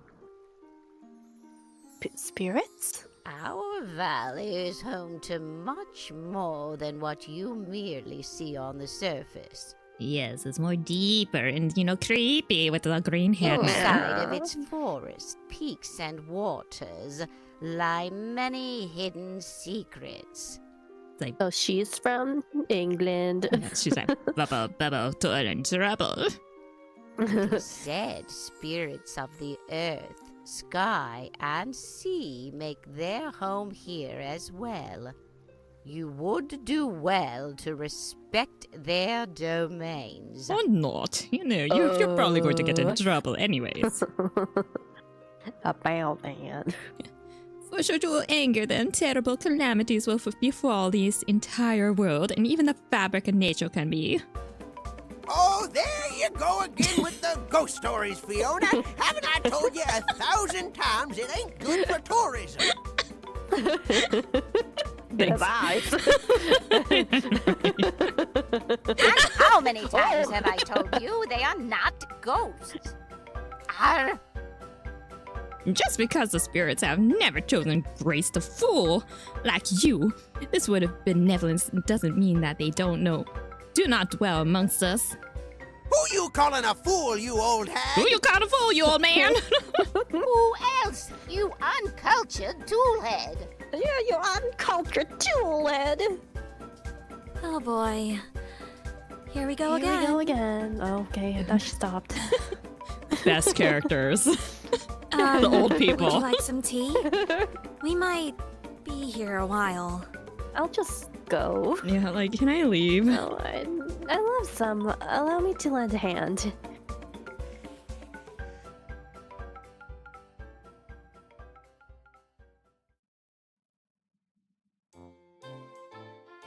As we exit the flower shop, I can't help but look out towards the expansive blue sky above us. Somehow, it doesn't even feel like it's the same sky as I used to see in the city. The sound of Earl muttering to himself catches my attention as I see him looking around several buildings while fiddling with his mustache. Let's see here. Where should we stop by next? As I open my mouth to respond, I am interrupted by the distant cheers of a small crowd. I look around to see various townspeople running towards the street corner nearby with wide grins on their faces. Come on, hurry, or we'll miss the show! The show? Oh, he's performing today, is he? Performing? Who is? You know him. Skylar, isn't it? Yeah! Well, I tell you when I can show you. Come on, Kimley, or we'll miss it. I'd rather not. Oh, too bad. We're going. Excuse me. Earl briskly turns a street corner and my eyes widen. Damn, we're gonna party up in here. A fair-sized crowd has gathered right in the middle of a small plaza, laughing and clapping in awe at someone in the middle of the space. What's going on over there? From here, it's hard to see anything with so many people gathered around. Hey, over here!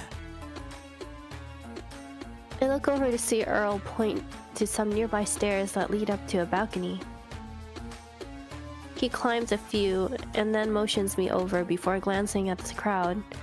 A smile plasters on his face as he crosses his arms. Take a look! You wouldn't want to miss this! He's handsome, ain't he? As I turn to see where the crowd gathers, I can't help but stare in awe as a slender, dark-skinned young man in colorful, exotic garb dances elegantly. He's a dancer. Oh, artiste.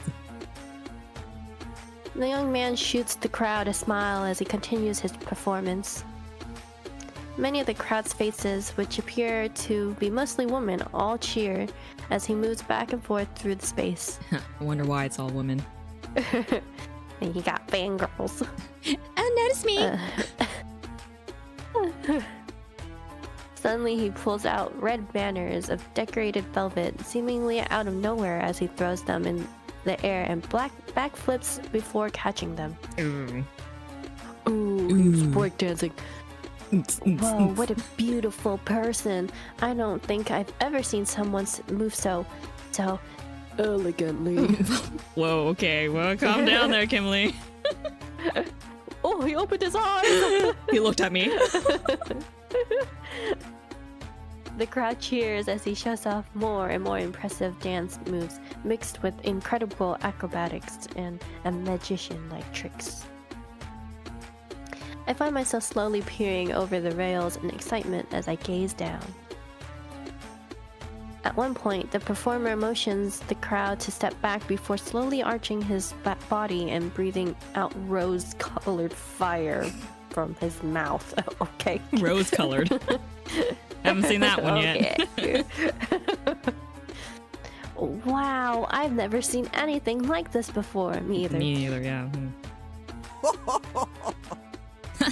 Ain't that right? You like him, don't you? He's something else, ain't he? Not like my grandson or anything. Knows how to please the crowd. He has the shits.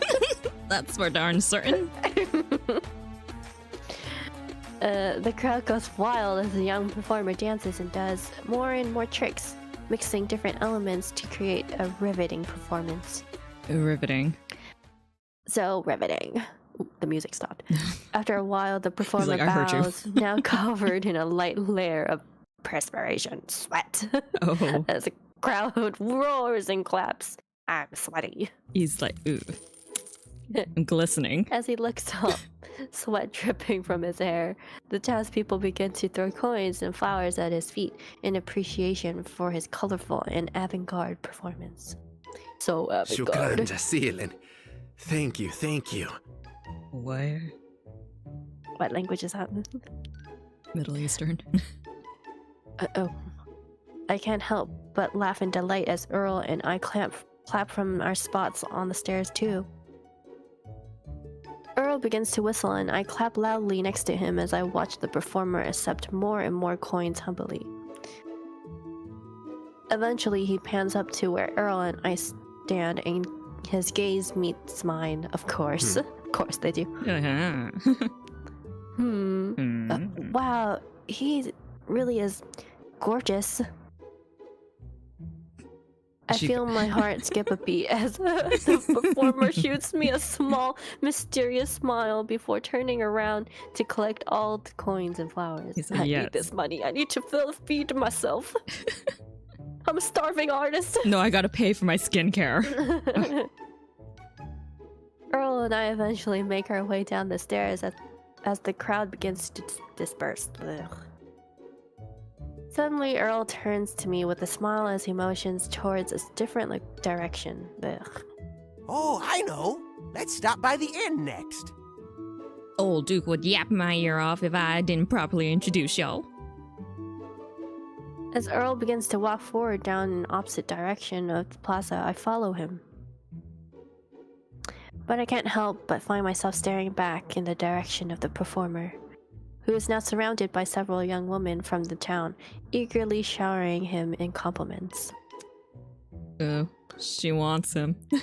The performer's eyes briefly meet mine again, and I can feel myself blush as I quickly face forward and run to catch up to Earl. He wants her. It's like, do we even have a choice? Nope. And then we're gonna meet at this inn because he's gonna be like some grandson or something too. Like, oh, God, cousin. Oh God. As we walk in through the doors of a rustic yet large wooden inn, a middle-aged man wiping down a counter turns to face us with a smile. Well, well. I was wondering when you'd show up, Mr. Mayor. Wait, well. Huh? Is Earl the mayor? Oh. Oh, Mayor? heck no. Oh, heck no. Mayor Come Lewis. on now, Duke. He really is. He's cheating. With a cow. Ew. How many times I told you to stop calling me that? Unless you prefer if I start calling you Doctor. What? Doctor. Well met. Although in my case it's different. I'm retired. You don't think I'm old enough to retire? No. Damn. I turn my head to look at Earl curiously as the previous comment catches my attention. Earl, wait, you're Peachleaf's mayor? Well, Something like that, I guess. Clearly, I'm not old enough to retire, so I guess I gotta keep doing this. Earl's like, I don't really remember. I got Alzheimer's, you know, dementia. It's all so much blurry for me. Yeah, who's Nina? I mean, these crazy old folk. Jude. I don't know that. He shits a lot or something. These crazy old folk voted on me. A few decades ago, you know, a couple of decades, I don't know. I don't know what's worse. An old kook like me governing this little valley, or the nutcases who voted for it in the first place. They're both crazy. The man behind the counter lets out a hearty laugh as he shakes his head. And I suppose I'd be one of those honorary nutcases. Call him like I see him. The man suddenly turns to me with a smile as he extends a hand out for a shake. Name's Duke. Welcome to Peachleaf. I run this inn with the help of a few employees. Earl's gone ahead and given me the rundown already. Thank you, sir. My name is Kimley. It's nice to meet you. Likewise. I hope Peachleaf turns out to be a change for good for you, Kimley. The city life isn't for everyone, after all. I'd know that best. Oh, okay. Oh, yes. Oh, you're from the city too, Duke?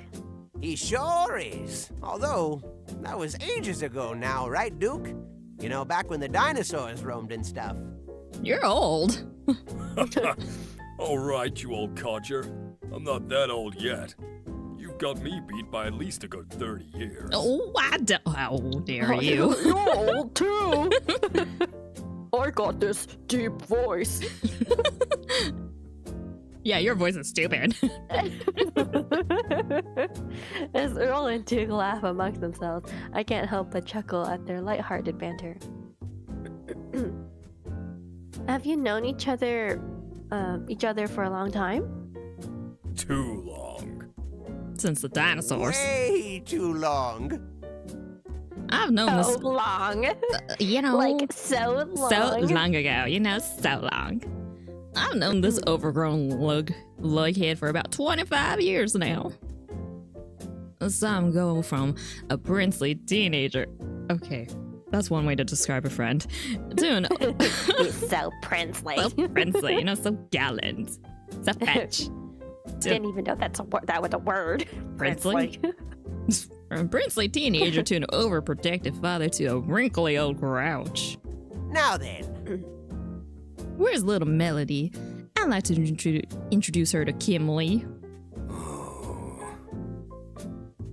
Up in her room, throwing a tantrum and calling me a tyrant, all because I made her do her biology homework. You know, biology. Earl shoots his head back in laughter and then gives Duke a knowing look. Teenagers, eh? God, I'm just grateful I didn't have twins. Raising one teenage girl is enough to stress to last a man a lifetime. You're telling me I raised 3. Oh gosh. Where are they? Gone. Great father. Cult things. Doing cult things. Oh, spreading the word. Suddenly, their conversation is interrupted at the sound of the front door opening. I wonder who it is. Oh, me too. My eyes widen as the young performer from before silently walks into the room carrying a giant load of neatly wrapped flowers. Shocking. There you are, Nadim. I was hoping to run into you. What a show that was. You know, you... The young man... Your earring's really sparkly.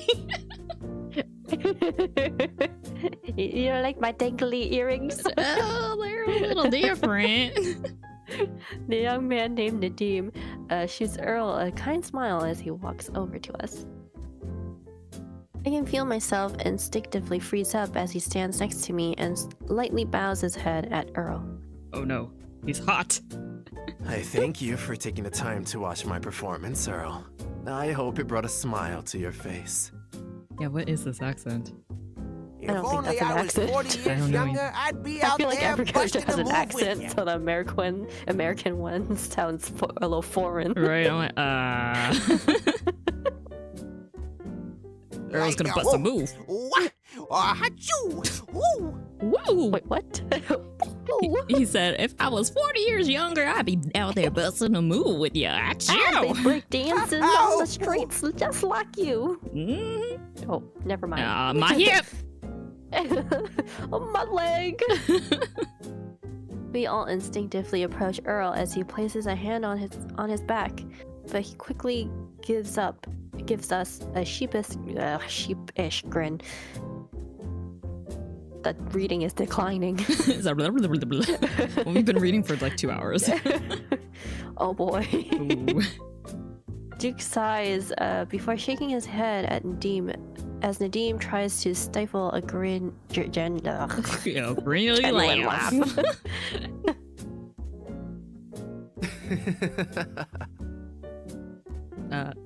Thank you, Earl. Or you want to be him? You can be that. Okay, you can be all the guys. Okay. Thank you, Earl. I know you love appreciate it. your work. They bring me joy. Oh, not as much joy as you bring. Yeah, to everyone in town with your performances. So thank you, Nadim. The honor and pleasure is all sincerely mine. Earl just simping everyone. He's like, Nadim. Now, if you'll excuse me, I should be going. I must quickly find a vase of water for those beautiful flowers, lest they wilt before their time. You know, And wilt. then, like, Kimberly goes like, I love you. Let me join your band. Like, I have water here. It's my tears. I'm aspiring to be K-pop, even though, you know, things happened. I'm actually a different artist. Stuff happened. time. I had a change of everything. Just before Nadim has a chance to escape, Earl quickly motions to me. Oh, before you go, Nadim, this is Kim Lee. She'll be living in our valley starting today. Don't hit on her. I'm taking her out around to to introduce her to our little town.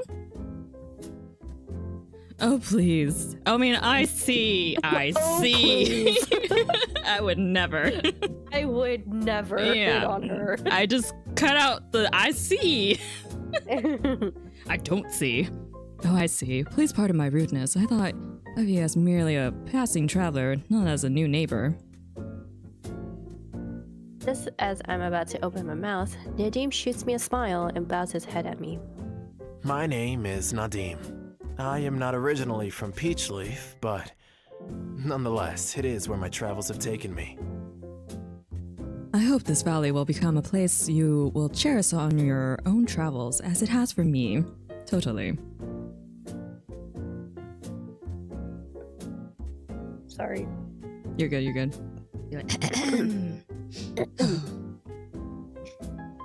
Thank you. My name is Kim Lee. It's nice to meet you, Nadim. It's okay, I know his words shocked you into silence. Yes. I just want to be part of your K-pop group, okay? He's like, I don't know what that is. I saw your performance earlier with Earl. With Earl? Wait, what? It was what? Oh, wait. Oh, she was The with one where Earl. he Yeah. oh. Yeah, okay. she- I was like, She you're was with dancing Earl. Yeah, that one. Okay. It was wonderful. You're so beautiful. I feel like some of the placements of words just like weird. Yeah, and I feel like that was a slip of the tongue, Kimberly. You should keep that to yourself. He's like, I don't know what to say. I'm lost for words. Of course I'm beautiful. Nadim seems to blink unexpectedly at my blunt compliment, and I find myself going cherry-faced at my unexpected confession. I love you. I mean, no. I hate you. Yeah, I hate you. I mean the performance. The performance was beautiful. That is not to say you aren't beautiful too. Shut up. I mean, haha, you're funny. Nadine's lips curve into an amused grin as he lets out another laugh. He smiles at me as he bows his head again. I am appreciative of your words. You are far too kind. I hope you'll come watch me perform again sometime. Well then, I shall get going. I wish you all a wonderful evening. Wonderful evening. Wonderful. Wonderful. Evening. You're beautiful. I mean, you're beautiful. Your performance. I can't help but feel my face heat up as Nadim walks up the stairs of the inn. Don't forget about me. He's like, oh my god, I can't believe she's talking to me. Run. Keep me in your heart. Just ignore her. I bite my lip as I watch him leave before turning to face the ground. I'm so embarrassed. You idiot. You just outright called him beautiful. I'm so embarrassed. Evening? Oh, by Bessie's sake, he's right. Look how late it is. It's already gotten. Look how much embarrassment you're causing. We gotta get out of here. Stop looking at me. Oh, you're... Girl, miss. Oh, miss, you already embarrassed yourself. 2 men back. As Earl points outside a window, I can spot the golden hues of sunset beginning to creep in onto the sky. A nearby clock chimes, signaling the start of a new hour as Duke straightens up before wiping his hands. And there's the clock. I hate to leave you folks, but I need to get ready to open the bar. He's like, yeah. And I need to take Kimlee home in time for dinner, or Nina'll have my head. But I'm an adult. Shut up! Well then, Duke. I'll come back another time to see Melody. I'm an adult. Don't tell me shut up. Shut up. It was nice meeting you, Duke. Thank you again. Pleasure's all mine. And once again, welcome to the valley. Oh, like Duke speaks so slow, I don't know when he ends. Right. Sentences. He's like, and I'm like, As I finally finish unpacking the last of my belongings, I can't help but stare out at my newly organized room. And the drugs. Drugs, I like Phew. drugs. Finally, I'm done unpacking. As I sit on the bed and touch the soft blanket under me, I can't help but smile, recalling the day's events and the many faces I met. There were definitely a few interesting personalities today, but wow, everyone here really is so warm and kind and weird. Very weird. It's incredible to think just how different my life and surroundings were barely 3 nights ago. As I gaze out towards the shining moon outside, I can't help but feel a smile begin to fade. Even with an overall pleasant day, the nervousness of being in a brand new environment, so far away from the place I called home, my entire life is still very much around. Despite my best efforts to keep my mind busy, I shortly came to realize that every moment I'm alone, I'm flooded with doubts and questions I don't know how to answer. Did I make the right choice? Was coming here the best decision? Do I truly belong here? Wait, just wait, girl. You're gonna find your love. And Yep. you know, you're go gonna farming. Yeah. And then everything will be better. forget your artist dream. Suddenly, a small knock to my door interrupts my thoughts, and I hear Earl's muffled voice call out from the other side. Kimlee? Can I come in? I gotta talk to you. No. Yes, go ahead. Too bad I'm coming in. No.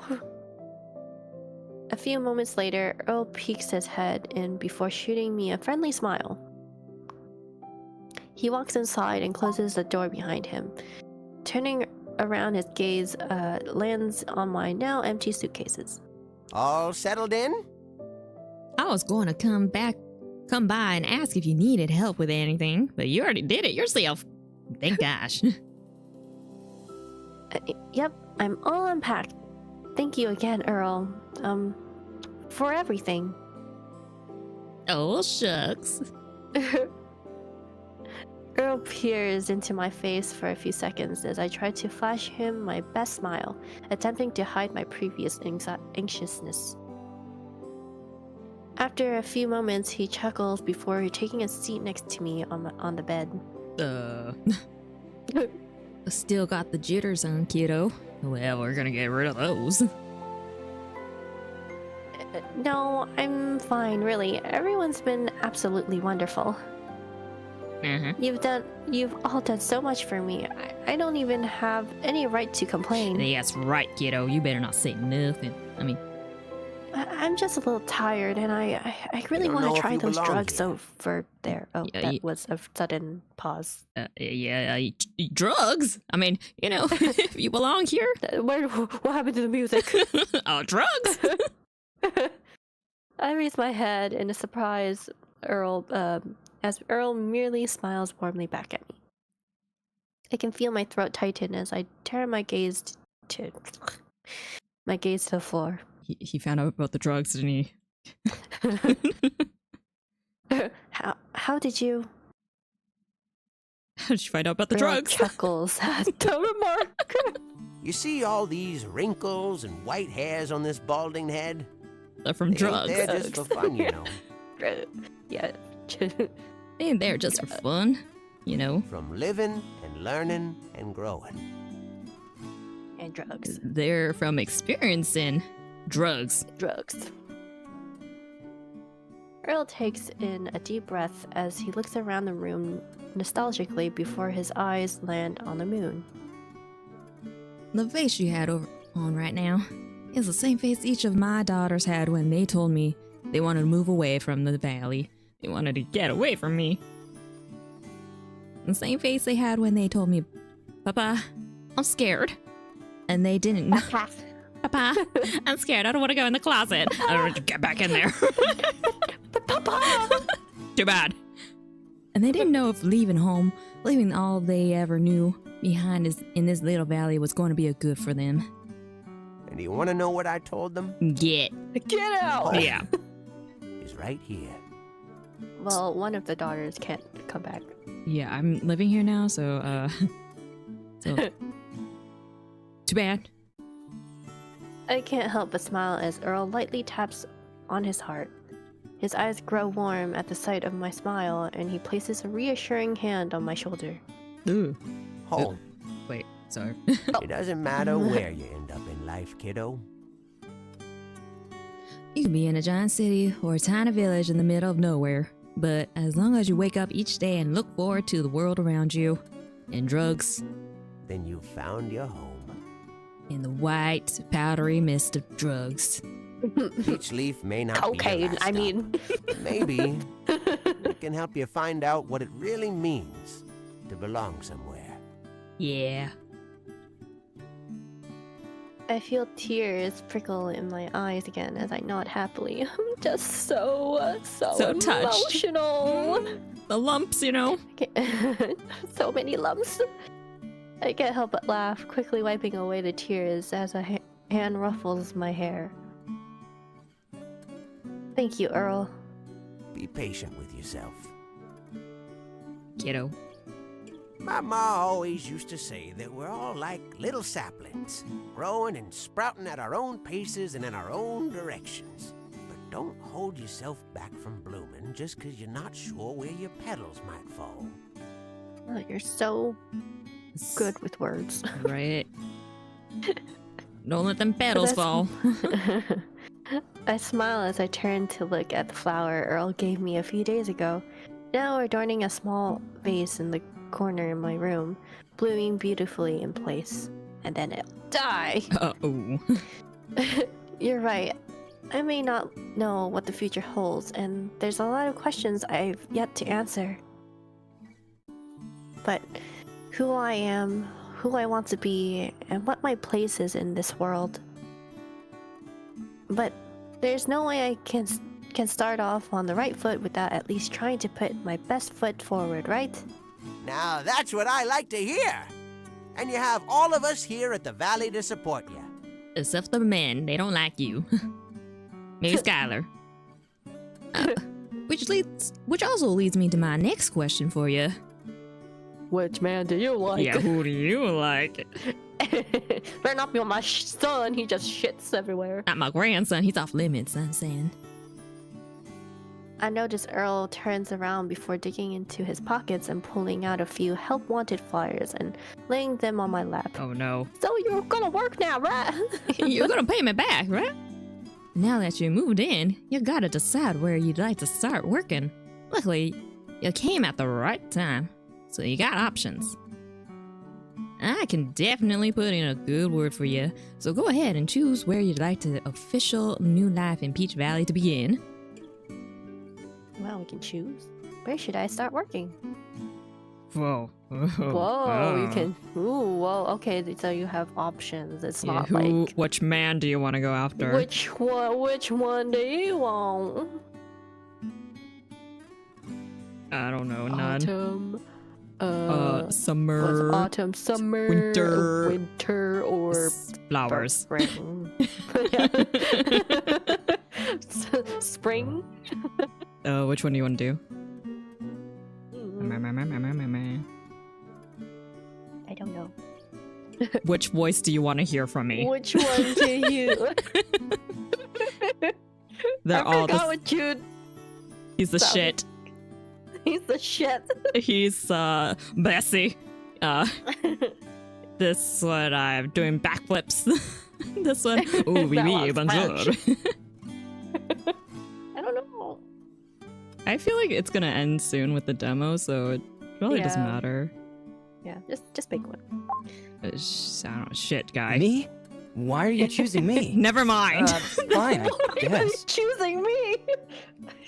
God damn it. Never. I don't want you anyways. I don't want you anymore. Okay, yeah. I do. It would just end. The end. He's like, Thank why did you you pick for me? And he slaps you, and you're like, fine, I'm leaving the valley. I want the leaf man. Just kidding. Yeah, why wasn't he an option, huh? Let's go hunt out in the forest.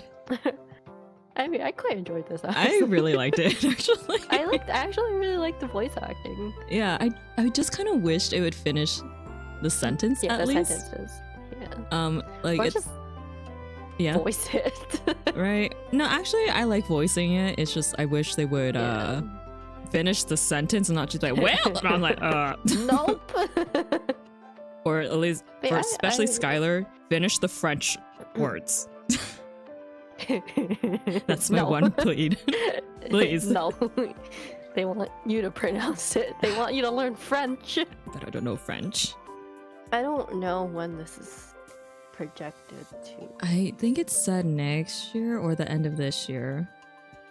I want to say. Because they're definitely, playing the rest. I would love to play the rest of this. It's pretty interesting. It is like an Otome It's game funny. on Stardew, like really. Yeah.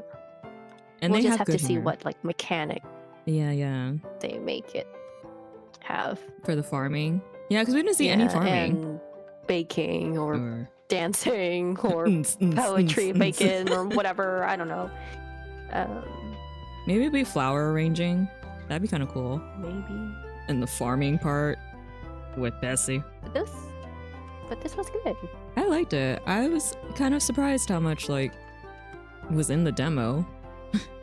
I know it was 2-ish hours, 2.5 hours, 2.5 something like hours that. about. That's crazy. Yeah, I don't. Do they have let's see, the Patreon? I don't know. We'll Does it see it. have a Kickstarter stream with projection? friends and family. Share this, everyone. You want this to come a reality, right? You want this grandson, Bessie Joe Jr. over there, Skylar. I don't know. I don't think we're. Dancer Okay, boy. Steam, what do you say? Because I know it kind of just says It says coming soon, I coming think. soon. Yeah. So I don't know like how far in development they are with this. I think they have a while to go. But I could Probably. be wrong. I feel like they have a I mean, it does a sound lot. like a long game. And yeah, right? It sounds like a lot of parts to it. Let me go to there. Because not only do they have these Website. 4 guys, but I'm assuming they're having the elements too, which is another 3. So that's 7 Yeah, no. stories. And I'm like, that's a lot of content to be creating. All right. And then I'm assuming there's bad endings too. So there's a lot of stuff that they have to do, I'm assuming. Okay, I just went to the website. Yeah. And then it says like TBA 2025. Oof. But then under it says there's a DLC for Duke's story, and he's the new romanceable bachelor. Isn't he old? I guess not that old. Selecting you want to be the new mother. Oh wow. Okay, so the beautiful creatures of the valley are like gonna be DLCs. Gosh. Yeah, they're all gonna be DLCs. Well, we're never going to have those. Never say never. If this does well enough. Oh my god, there's a Wedding Bells expansion in What the development too. What? They're really going all out for this. Yeah. Good luck with them. Yeah. Doing they that? have a game right now, I think. The Love developers? spell, written in the stars. Oh. Fascinating. It is. Is it this one? Oh, it's $19. Dang. What is Anything this, else on Magical Girl? Fun, many more adventures waiting just around the corner. Follow us Oh on my social gosh. media. Giveaways, goodies, and more Peachleaf fun. It looks pretty good, actually. I don't know. Oh. Which one? The trailer just started. Love spell written in the stars. Potatoes on a- magical romantic comedy. Otome. If Potato's on a different plane now, she's like, goodbye, farm All right, life. anyway. Hello, witchy witchies. Did you want to play another one? Doing Or another one? we can. Why not? More reading. Are you up for reading? Yeah, that's fine. Okay. This was what was planned anyway. All the reading. Okay, let me boot it up. Is this it for this? Are they gonna do anything special for me at the end? And oh. Oh. Oh well. A wind howls atop a cold mountain peak. From this desolate place that only seems to shelter the clouds and remnants of an era long lost to time. A lone figure watches over all below him. His scarlet oh, it's fire, dude, isn't it? The Fire Nation is attacking. Shit! His scarlet-colored hair is dark against the colorless sky as another breeze seems to pass him by, almost as if whispering into his ear. Another pair of footsteps suddenly echo out from behind him, followed by a commanding voice. Have you sensed it? A shift in the earth has occurred. Have you sensed it, brother? There's a shift in the earth. The lone figure only lets out a low chuckle as he brings his hand forward as to grab something in front of him from thin air before turning around. How foolish of you to even ask. Why, it's almost as if you forget who I am. For the winds, they whisper everything to me. Oh, okay. Oh, you do you, man.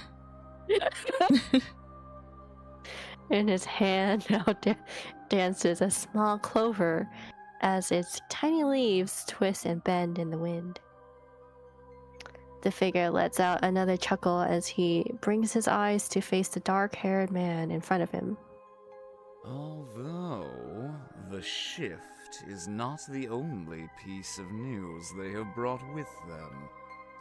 Also, I think they need to work on like the equalizing of the Oh yeah. voice acting. Some voices are softer than others. Yeah, like a lot softer. Why, Can you it speak up? seems we have a new arrival in the valley. See for yourself. You make it sound like we're dying. Oh, a new Yeah, right, why does arrival. it seem like he's evil and gonna like throw meteors out there? Like right, muhahaha. Yeah. And then like he's a potential bachelor, so ladies like, I can change him. You like the evil man, right? He's a bad boy. With a lift of his finger, the wind stands at his command. In an instant, a sculpture made of clouds, now resembling a young woman's face, floats between them. Okay. Oh gosh. Is it ours? It's Kimney. The other man scowls as his eyes the clouded sculpture with disdain. She's ugly. It's just another human. What importance could she possibly bear to our conversation? I don't know. She's Kim Lee. She's very important. Duh. Yeah. A low laugh emerges from the figure as with another lift of his fingers, the cloud sculpture of the young woman floats back to where he is. With a smirk, the figure glides his finger over the sculpture's cheek. Precious. You've always been so awfully impatient, haven't you, dearest brother? Oh no, they're brothers. Because I'd ponder to think that the shift and her arrival, well, perhaps the two may not yet be so unrelated. Could you speak a little faster? No. Impossible. A mere human can play no part in the affairs of spirits. Perhaps not. And yet, take a closer look. As the figure moves his finger in the air, the sculpture floats in the opposite direction. Even the sculpture wants to leave. He's like, I'm out. These guys are weird. The dark-haired man narrows his eyes when suddenly he catches sight of a faint, gleaming green light emanating off the young woman's forehead. Oh, okay. It's shiny. It's a 5 head. Eden! That bastard! When did he... Oh, Eden. Protection spell! Don't touchy! Interesting, isn't it? With barely a foot into our domains, and the land has already bestowed its protection over her. Screw the land! Fuck you, land. No, actually, yes, protect me. It sends quite the message, don't you think? Which is... War? I see no being No worth touchy. protecting. Only the naive acts of a fool that does not know his place. Oh my god. Oh, So edgy. So edgy. Right. So deep and angry, slow and Phil. Yeah, I'm gonna sell myself to sleep now. A low, rumbling laugh escapes the lips of the scarlet-haired figure, which seems to shake the entire mountain itself. Look at us in the sun. It's so blinding. A howl of wind seems to cry out in the distance as, with a snap of his fingers, Thanos. Oof. Half the word's gone now. Poof. The sculpture of the young woman's face disintegrates into the air, and left in its place only a small glowing clover. She's dead. Both everyone's gone. Both figures turn their gaze on the horizon as they look out over the vast expanse below them. Worry not, for the winds, they will reveal all in due time. I can't take this seriously. Yes, the winds. A little fart in the wind afterthought. They will Until then, reveal come, in let us due watch time. how the rest of this story shall unfold itself. Potato. Self. I already have to hear it once. Meanwhile, Eden guy is like prancing in the woods. he's like, oh la la la la la. La, la, la, la. And Figure turns his gaze towards the horizon. Are they Who's talking about me? The earth, she trembles, just as she did all those years ago. You talk slow What too. could this mean? A simple coincidence, or It's a little a sign faster. of something yet to come? Because he's not evil.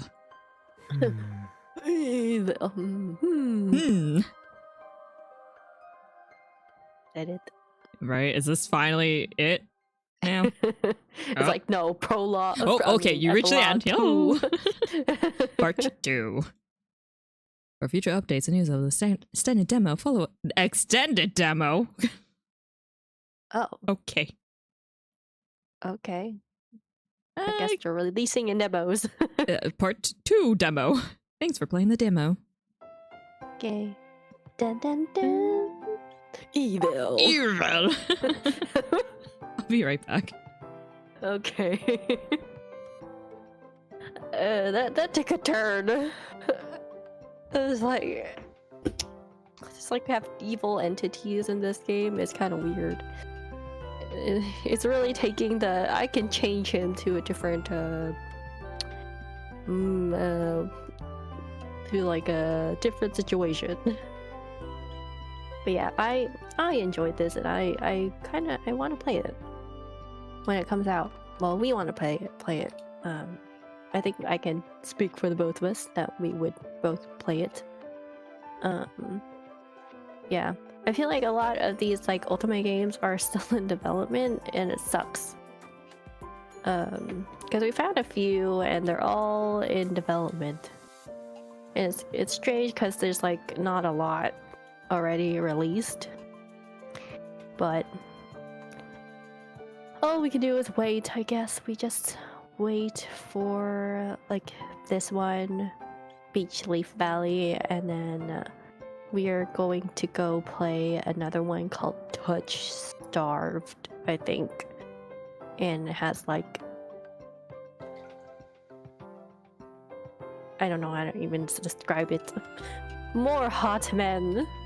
What? I guess. More hot men. I come back and I hear hot men. Touchstarved. And I was like, what is she talking Because about? we're gonna play another one. Oh yeah, we're gonna play Touchstarved next. Touchstarved. More hot men. And this one does not have what's it called? This one has DMCA yeah, music. yeah. So we're gonna put on some lo-fi. Let me get that out. Yeah. So okay, here it is. The other hot men. More hot men. Ooh.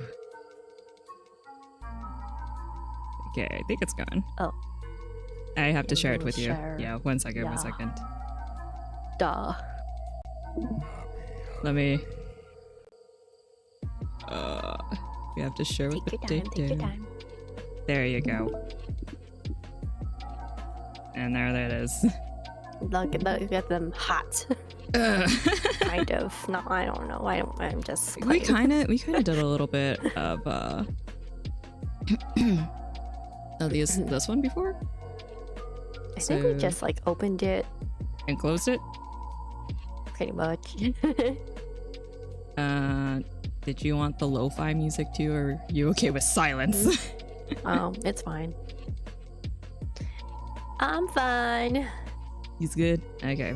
Yeah, I'm good. You won't hear this creepy little Halloween music now. Because I was like, what would fit this vibe? Nothing. Anyways, so we could get in. New game. Oh yeah, here. This is where it is. Oh, Turn it to 0. There it is. I think That's it's so editor. sucky though.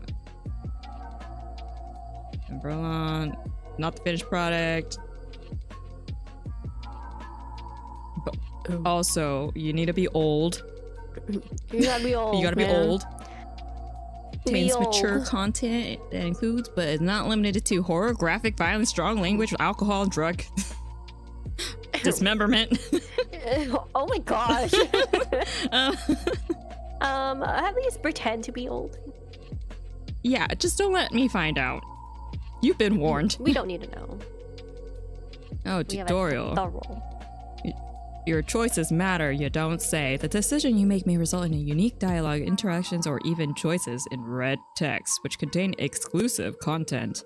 Try playing through the demo more than once and choosing different options. You might even uncover a secret ending. And remember, there are no wrong choices, only interesting ones. Choose wisely and save often. Are you sure this is a demo at this point then? Right? Talking about endings. Right? I'm like, I wasn't ready for this. Let me turn down the music a little bit more. Hey.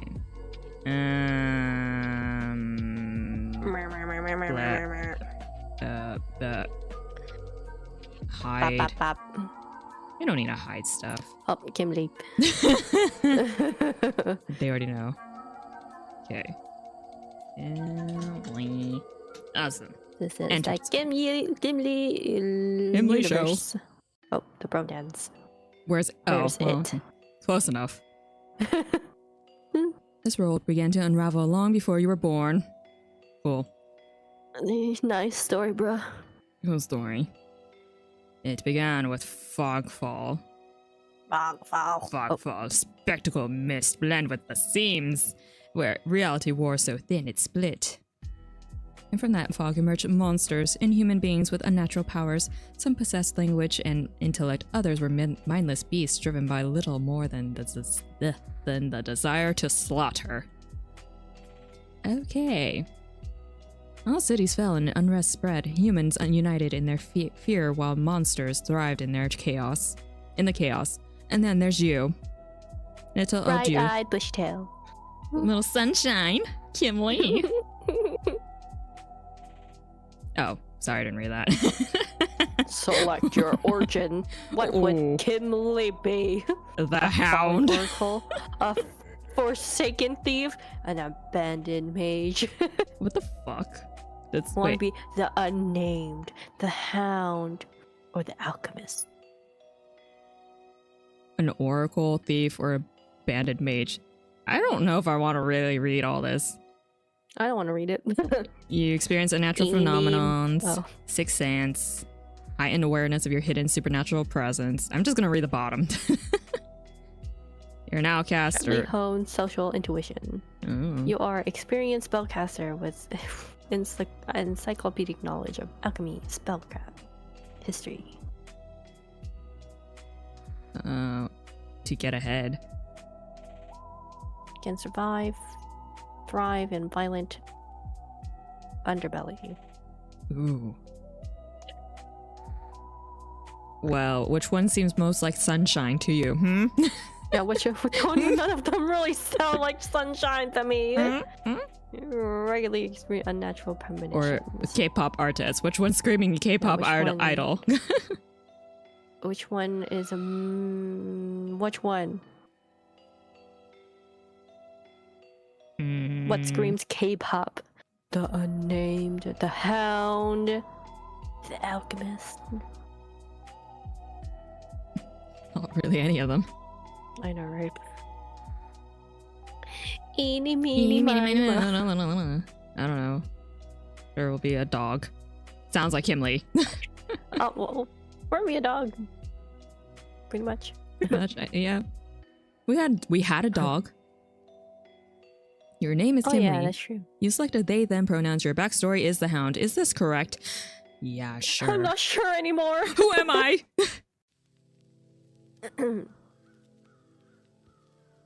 The wasteland stretches as far as the eye can see. There's nothing out here but death. Oh, death, hey, what's up?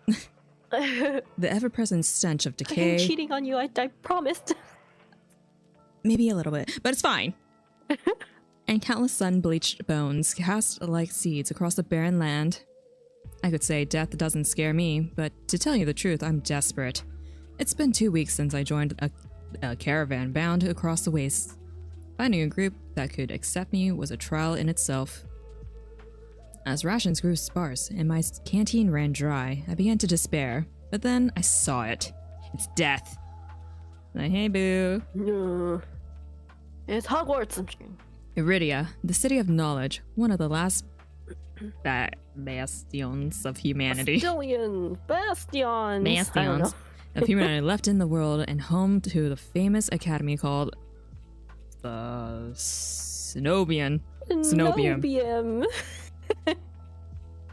All the world's knowledge gathered in one place. If there's anywhere I'll find a final cure for my curse, it's here. Or there. Over there. Not here. There. Where? Over where? I don't know. Here, there, everywhere. Underwear. Oh. All that stands between me and a cure is a final stretch of a salt-soaked waste. Or so I think, until I see the first tendrils of a fog snaking between the wagon. What is these descriptions? It's magical. Magical, mystical. Is this hot fog fall? My stomach sinks. At the very whisper of it, a silent storm more devastating than fire. Dangerous in cities, but a death sentence beyond them. A thick blanket of fog engulfs us. Us. Who's us? No. I don't know. Me, you. Myself, and I. Smothering out the lanterns Me and night. my thoughts. Oh, scary. The wagon lurches to a stop. An eerie silence heavy as mist falls over us. The only warning we get is a strangled scream. Stay back! Becky! No! Oh, should I change the stream? Because I left it as Peach. Oh. And they're gonna be like, that's I'll not do that. Peach Valley. I'll do Okay, it. thank you. Thanks, potato. I'll keep narrating our desolate thoughts. Continue. The cry dissolves into It'll wet still be the gurgling. thumbnail will still be Peach. Oh my gosh. That was loud. When I open my eyes, adrenaline sudden. Yeah, the thumbnail's just gonna be Peach Valley. Okay. Awful clarity to the carnage around me. Did it change? Okay, cool. A traitor I once shared bread and with lies face down in the mud, their back reduced to long strings of torn muscle, gleaming gristle, and exposed bone. Bodies littered the wasteland. Okay. Okay, there, okay, whoa. I try to rise, but my ankle explodes with pain so blinding. White blossoms across my vision. Only when my eyes adjust do I see a dark shape in front of me. Is there a way to turn down the effects? Options? Where's the options? On the... Okay. Whoa! Smash. On the Oh, thing. down here. Oh, that's tiny. Okay, sound. Turn that down. Oh, God. Like, way down. Hopefully that's good. Sure. Yeah. Okay. Yeah. Return! The soulless let out an ear-splitting shriek and runs at me. That's what you want to call that? But right before it reaches me, the beast barrels past, vanishing into the mist. Distantly, a horse screams in the dark. I need to move now. Oh no, RPGing. What do we want to do? Run or to the wagon? We're not good with decisions. No, we're not. We're gonna die.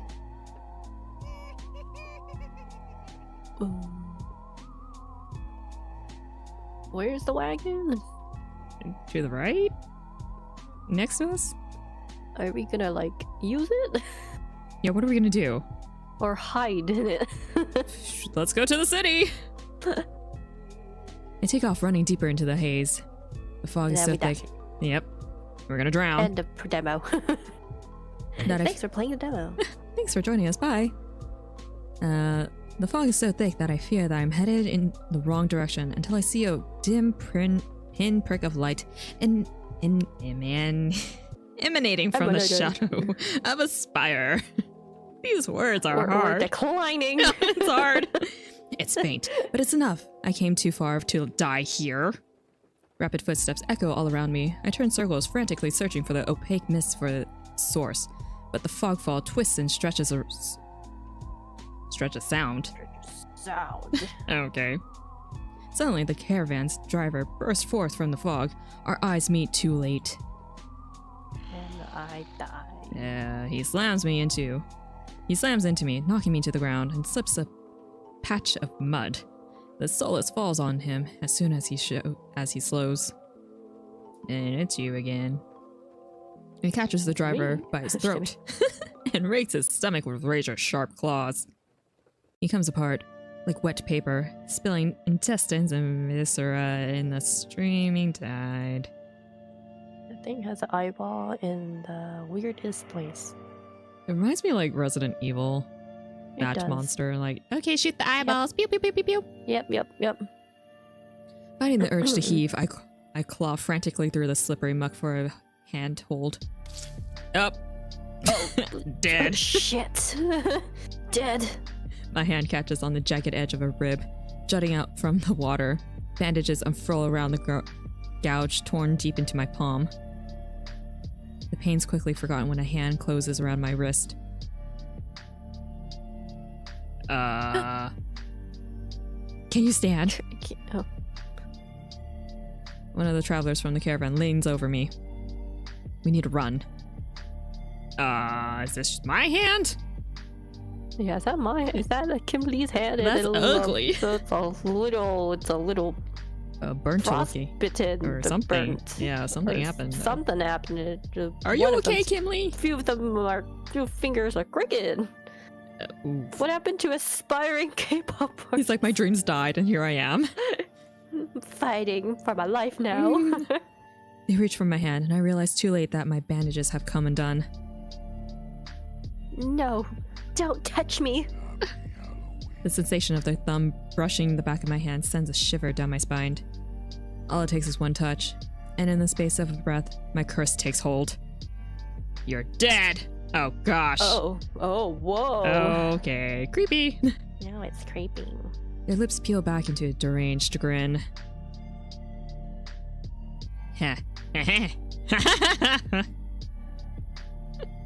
No, I've seen this face. Yep, countless times before.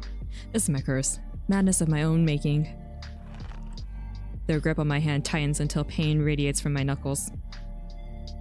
Let me go. Shut up. Suddenly, clammy hands crush my throat, choking off my breath. Die. Okay. Spit bubbles at the corners of their mouth and flex on my face. Flex my face. The edges of my vision darken as my lungs scream for air.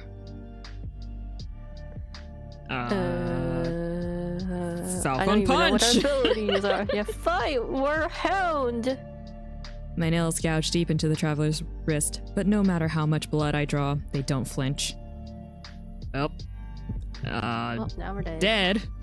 The more I struggle, the tighter their grip grows. My pulse hammers in my ears, slowing with each thudding beat. Oh, can we die in this game?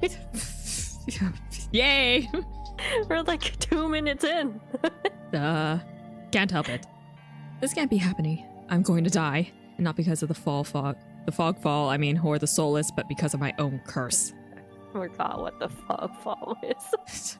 The wasteland. Tears sting my eyes. Oh. No. Not here.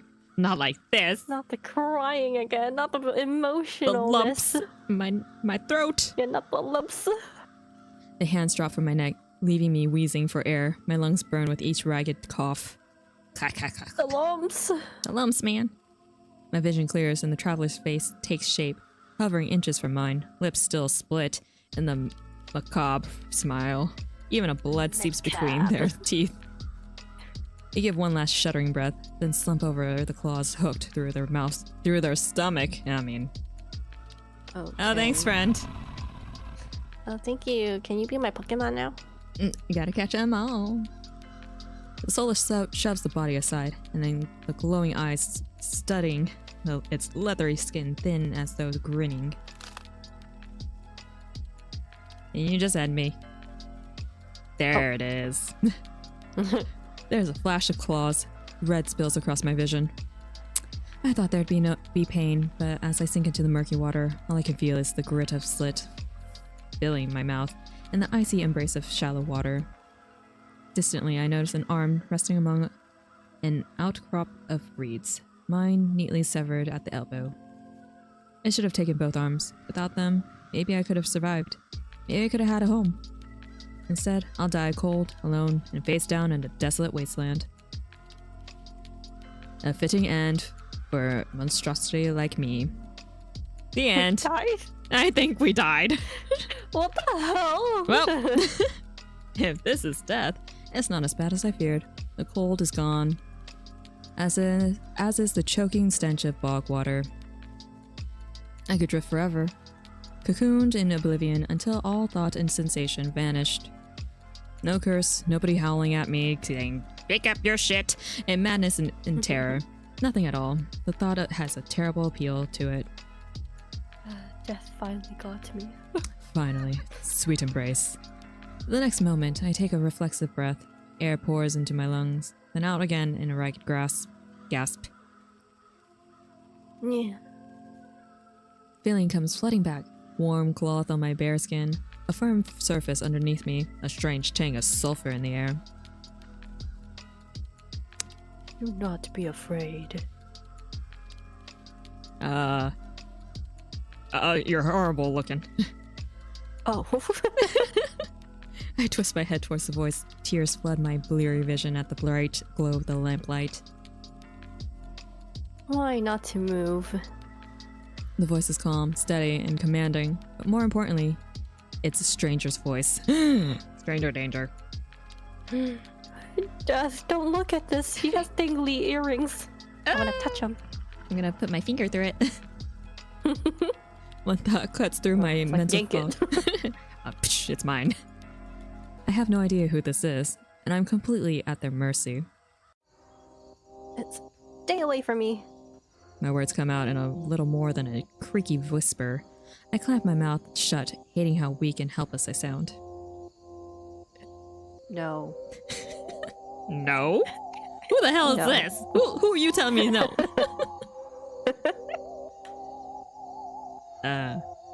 Since we're so good at decision making, what do you want to do?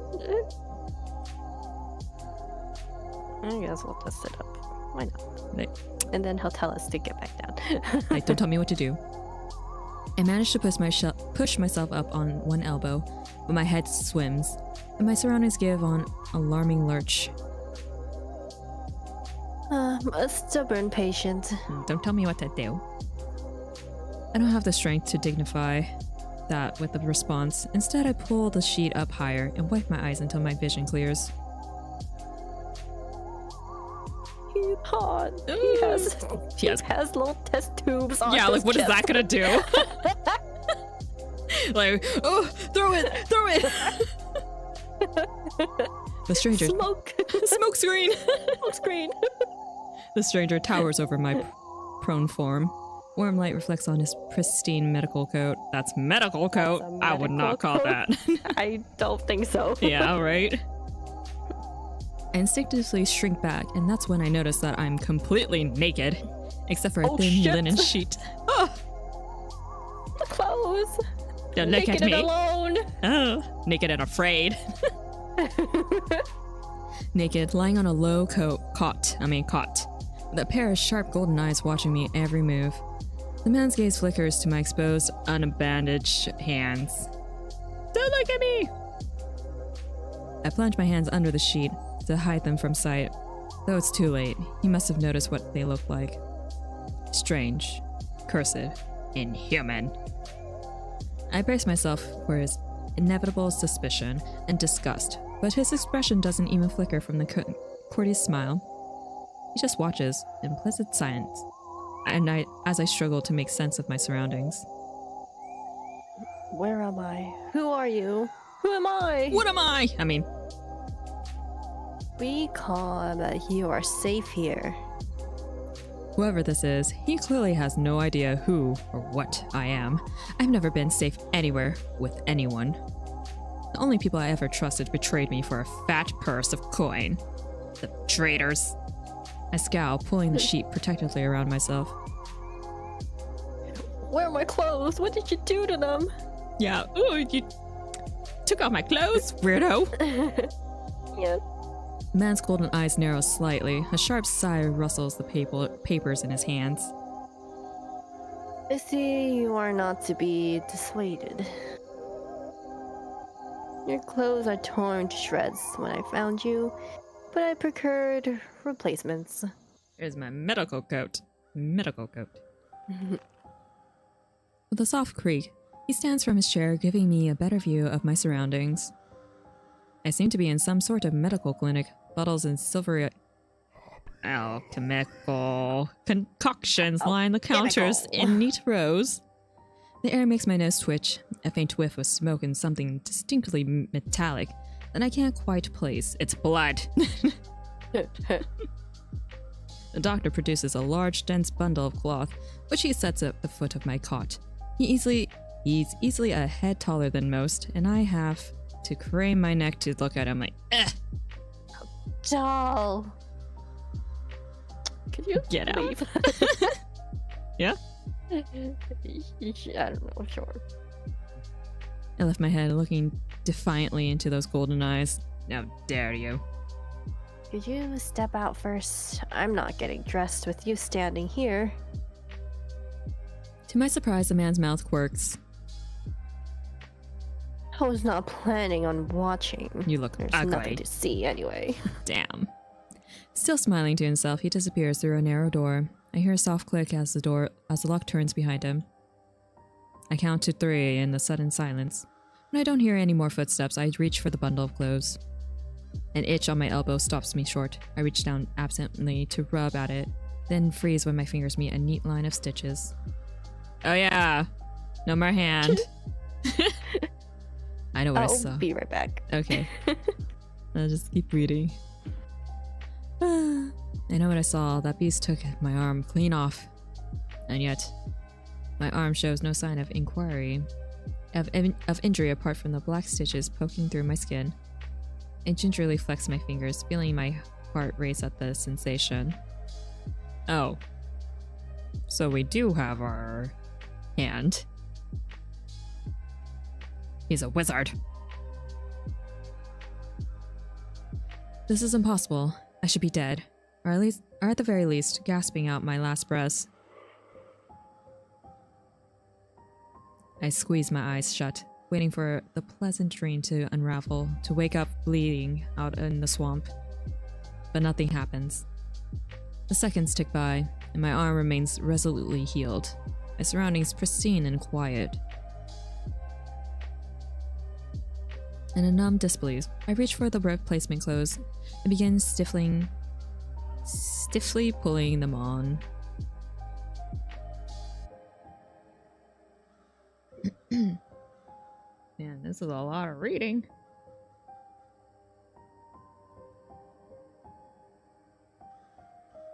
I'm here. Hello. He thinks it was a dream, but he's like, it's not. And apparently we have our hand. Oh, okay. We didn't get chopped off. Cool. Yeah, it's just miraculously there. They're thicker and warmer than mine were, with a black woolen cloak to go with them. But there's one thing still missing. My bandages. It's not like I'm in a clinic. Bandages. The Golden Eye Man didn't leave me with any, even though I know he saw my hands. Zoom. To what? The books. I slide off the bed and then take a few unsteady steps towards one of the drawers. If this is indeed a doctor's clinic, there must be bandages somewhere. I start opening drawers at random. Of course, that's when the door swings open once more. Are you looking for something? Yeah. I whirl around, clutching a thick roll of clean bandages. I try to step back from him, but my legs bump against the edge of the cot. Your caution is understandable, though if I meant you any harm, you would know. That doesn't make me feel better in the slightest, but he makes no move toward me, so I quickly wind the bandages around my hands. The glowing scars and molted skin disappear under a layer of clean white cotton. May I ask why you need additional bandages? I clench my jaw. I knew it would only be a matter of time before he asked about my hands, though the way he does it is strangely roundabout. Glare. Decline. Just glare at him. Oh, okay. I fix him with a dead-eye glare, the one that used to send my fellow thieves into shuddering silence. He doesn't even blink. Meeting my eyes serenely, I finish tying my bandages. I'm not easily intimidated. Oh, yeah? Watch this! I hastily break eye contact, but he says nothing more. At least he doesn't seem angry. But if he wants answers out of me, I'm still going to need some from him first. Who are you? You may call me Kuras. Okay. Kuras, I don't know. And where exactly am I? Iridia. Iridia? Iridia? Sure. I don't know. Which I assume was your caravan's destination. I can think of nowhere else for a group of travelers to go. Iridia, so I made it to the city of knowledge after all. I should feel relieved, but all I can manage is a vague sense of increasing unease. How did I end up here? Why am I naked? Why'd you take my clothes? I know they were just shreds. I brought you to my clinic, of course. You were the only survivor from the caravan, barely clinging to life. You needed immediate treatment, so I took off all your clothes. Okay. Which you provided? Yes. I saw you very thoroughly. He says it so simply, as if I'm a small child and needs explaining basic addition to me. I frown and flex the fingers on my recently healed arm. Aside from being a bit stiff, it feels fine, thoroughly attached to me. You're saying that you stitched my arm back on? Pardon? You got a problem? A soulless attacked caravan. It ripped everyone to shreds. It tore my arm clean off. But when I woke up here, I have it back. I trail off, bewildered. Like magic. Like, ooh, I'm a gecko. I've never heard of any magic that could heal a mortal wound like that. What kind of person could do such a thing? The doctor, Kuras, pinches the bridge of his nose. He sits back down in his chair, quite for a long time. I do not know where you come from, but Iridia is the city of knowledge and deadly secrets alike. Information is power, and it is most unwise to give or receive it freely. Power. So you have refused to divulge your secrets. I will not divulge mine. I do not even know your name. You don't need to. You haven't heard of Kim Lee? Yeah, I've been everywhere on the dating sim life. I was just a farmer. Now I'm here. Now I'm a hound. Whatever. What am I? We don't know. You are new to Iridia, so I will overlook this specific breach of etiquette. So barbaric you are. Whatever. However, you should not expect others to extend the same courtesy. Do you understand? He looks pointedly at my freshly bandaged hands. Though I am to admit it, he has a point. I'm also a complete stranger to him, and if he's telling the truth, he saved my life. I take a deep, steadying breath. This time, when I speak, I sound a bit more like myself. Kim Lee. My name is Kim Lee. Don't wear it out. It's a pleasure to meet you, Kim Lee. I mean, not so pleasure. So, it's like, get out. Whatever. There's a little more warmth in his smile. He told me $500. I found you outside, Harvey. You owe me this. His polite demeanor back in an instant.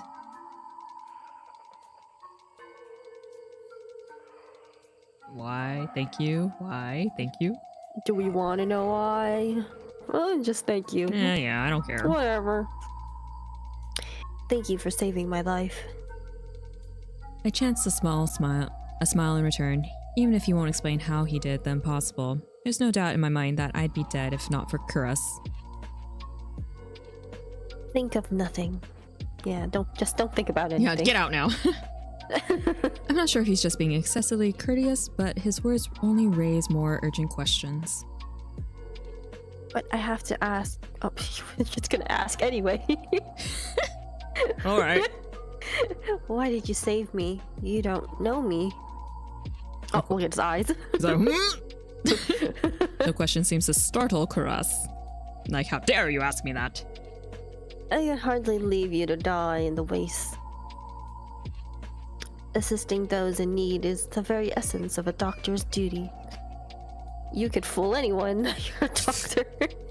Right. It's just like, I have test tubes. I'm a That means doctor. I'm a doctor.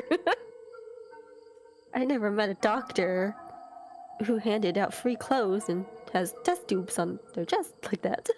He's like, well, you haven't seen any here then, have you? My fingers find the... Very dangly. Dangly. It's like, don't make fun of my earrings. My fingers find the edge of the cloak. There's a subtle but delicately embroidered pattern around the hem.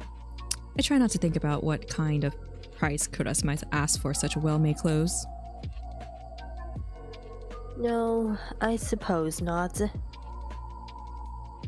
Forgive my presumption. I rarely come across so fascinating a patient. Oh, Let me touch you some more. Space, please. An adult. I need an adult. I blink.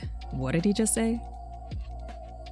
I simply meant that few would cling to life so resolutely, or brave such a perilous journey to Iridia. Well, I got no choice, okay now, did I? Die or die. I cannot help being curious about you, Kimberly. His voice dips to a softer murmur, and he abruptly looks away from me, like, ugh, hideous. You're curious. I don't know what to say. You're pretty curious yourself. Yeah. You're pretty curious yourself. Am I? Am I? Well, I haven't forgotten about my arm. Give it back. Like we're wiggling in front of him, like, arm here. I wiggle my intact fingers at him. Clearly not. But you haven't asked me for any payment either. Oh yes, $1,000. Yeah, about that. We were just getting there. Mm-hmm. Time's ticking. My rate is, what? By the minute. 200 an hour. Oh. I require none from you. Oh. Travelers do not have an abundance of coin, and it would be unethical to leave you desolate in a strange place. I fall silent, unsure what to say to that. Nobody would help a whore like me for free. There has to be some kind of catch or trick, right? I'm like, what the hell do we look like? Ugly. No, I'm kidding. A loud knock at the front door stops our conversation. I'm ugly and proud. And spares me from having to say anything else. Duty calls. Bye-bye. I'm Batman. Unfortunately, you are not my only patient today. The knocking grows more insistent, and Curtis lets out a tired sigh.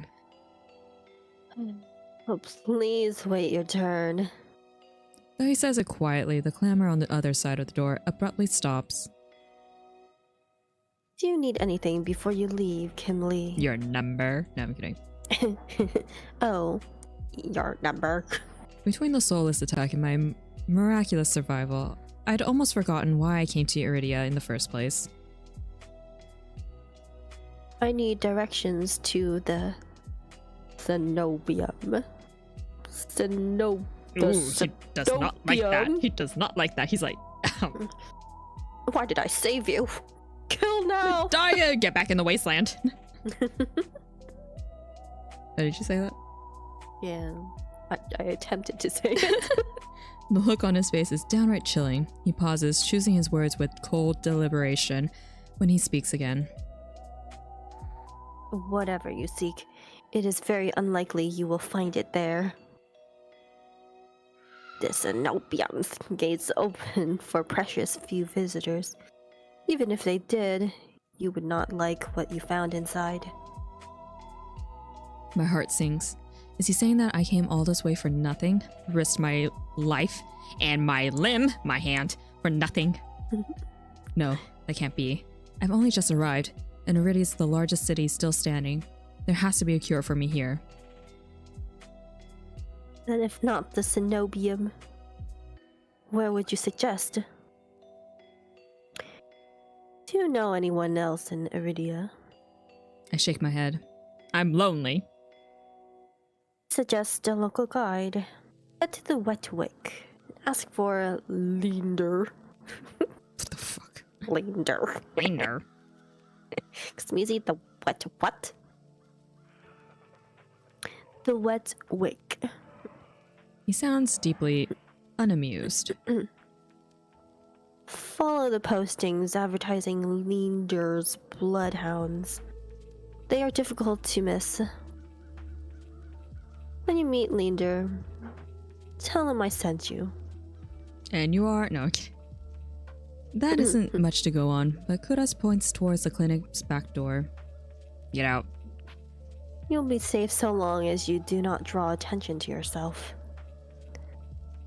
That's easier said than done. I've always been a magnet for the worst sort of detention.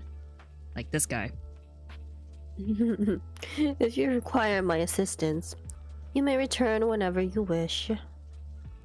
Though he's smiling, there's a note of finality to his voice. Resigned to my dismissal, I slipped out the back door. I find myself standing in a narrow and rather gloomy alley. I pull a new cloak up over my nose, stepping over the contents of chamber pots that have been emptied into the street. Ew. Ew. Something weighs heavily inside one of the cloak's pockets. My coin purse. Not my coin purse. Ooh. My money. Everything is still inside, each last coin that I scraped together for the journey to Iridia. It doesn't even look like it was opened. There were a few coins to begin with. They probably weren't worth stealing. I glanced back at the clinic's closed door. Kudas didn't take any payment. He didn't even ask for a future favor. But he also said that in Iridia, secrets are power. Does he expect me to give up mine at some point? It's not exactly a comforting thought. Still, no matter why he did it, Kudas gave me a second chance and a lead on where I might find help. I better get going, for he changes his mind, and squeeze out of the alley and into the crowded main street. The line outside Kudas's clinic stretches down the road already. Two thin peddlers queue alongside weathered elders. Okay, if any place is in desperate need of a free clinic, it's this one. The cobblestones are treacherously rough under my feet. Deep grooves worn between them by regular flooding and decades of hard use. I knew Iridia was a river city, but I didn't expect it to look so eroded. The buildings are tight and dilapidated, all crammed together in narrow streets. A child darts by. Watch it, kid. Clutching something greasy wrapped in paper, the smell of fried food drifts over to me. My stomach gives a faint gurgle. I'm finding it hard that this is a dating sim. It's like a D&D kind of thing. So grim. Right? Oh, hello, Derek. How's it going? Welcome. Welcome to our Touchstarved demo playthrough. And so far we're struggling. Yeah. A little bit. We just finished a different demo. Yeah, or so a very different dating sim. Yeah, very, very. We were farmers. Now we're. I don't even know what we are. What this is. We're in the wallows and pits of this backwatered alley. Ugly. And that too. We're cursed or whatever. We're dilapidated. So welcome to the stream. Hope you have fun here. This morning's catch, fried up hot and fresh. Not too many eyeballs today. Cool. That sounds disgusting, but I'm starving, so I duck my head under the stall's grubby awning. A large fish leers up at me, its 3 bulging eyes still visible through the thick layer of crispy batter. The vendor gives me a gape-toothed grin. What's the cheapest thing you've got? The vendor points to a metal basket of what looks like long strips of savory fried dough. Fresh long lads, 3 copper apiece. Don't burn your mouth. I take the coins out, counting them gingerly. At this rate, I might not even be able to afford dinner. Reluctantly, I drop the payment on the counter and take my meal. Greasy, greasy bread. Dough. 2 streets later, I pass under a wrought iron archway adorned with dangly garlands of red and pink lilies. The buildings in this quarter are a dazzling riot of color, painted walls and tilted glasses everywhere I look. Sheer red and pink curtains flutter in open doorways, musical voices call out invitingly. Incense mingles with the pungent scent of flowers, barely covering the salt and musk of warm bodies. This must be Iridia's entertainment district. Entertaining. I'm polishing off my food and dusting the crumbs from my hands when I spot a poster, not a potter, poster. Enhance. It features the silhouette of a smiling man wearing a single dagger-like earring and the word Bloodhounds printed above his head. A motto, as above, so below, circles the artwork. If Leander is the leader of the Bloodhounds, and the face printed on his Leander to me. Leander. If Leander is a leader. Leander. The poster is likely his. I follow the line of identical posters around a corner and nearly hit my head on a precariously dangling wooden sign. Looking up faded orange letters, read the wet wick. The facade of the building looks like it's seen better days, but I hear faint music and laughter coming from inside.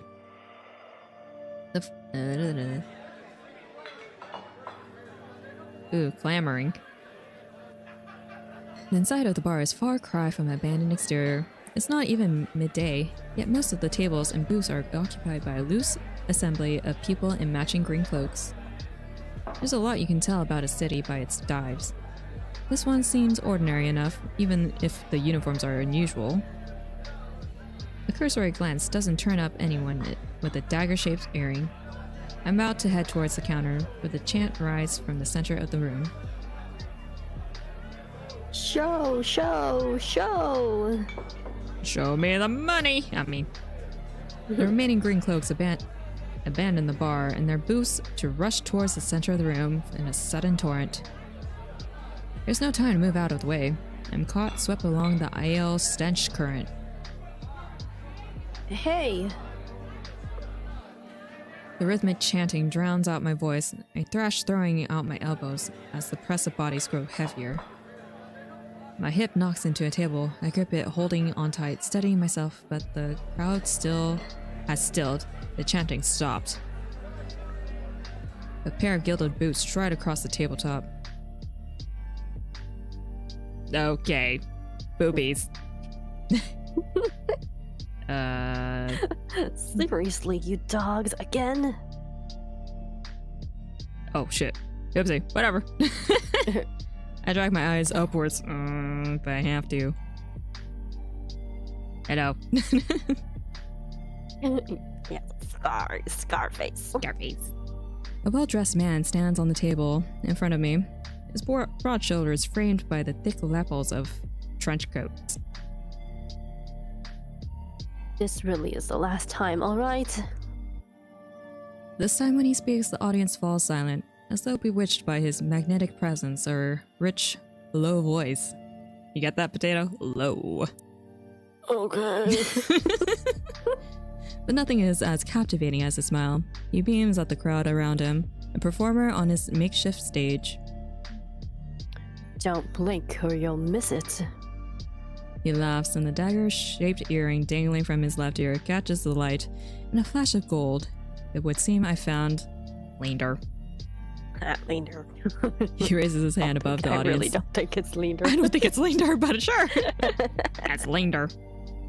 A flash of pale green light, real magic, no ordinary stage trick, blinds me. Ah! Oh no, that blinded Yeah, it really did. As the brilliance ebbs, my gaze refocuses on the mage towering above me. He flicks his wrists, and the magic spiraling around him coalesces. A delicate flowery stem sprouts from between his pinched fingers. One by one, glowing lily petals spring forth. With a flourish, the mage presents the conjured flowers. The audience bursts into clapping and cheers. Oh, do it again! Oh! Flowers! Flowers! Oh my god, pretty! A general magic show was the last thing I expected from a place called the Wet Wick. Leander Snitchell plucks the iridescent bouquet out of the air and turns in a slow circle, giving his audience a good look. Now who could use some good luck? Me! Me! Pick me! I want them. Eager onlookers scoot closer to the table. Some reach for the lilies while others whistle and call Leander's name. But his cool, green eyes slide right over them, locking on me instead, like, you look desperate. How about you? My chest tightens. Every person gathered turns to stare at me. No. You don't want the flowers. Do you want the flowers? From Leander Snitchell? I don't care. Fine. It'd be weirder if we didn't. Then he'd be like, I reach out all too aware Don't of... embarrass me like that. Like, fine.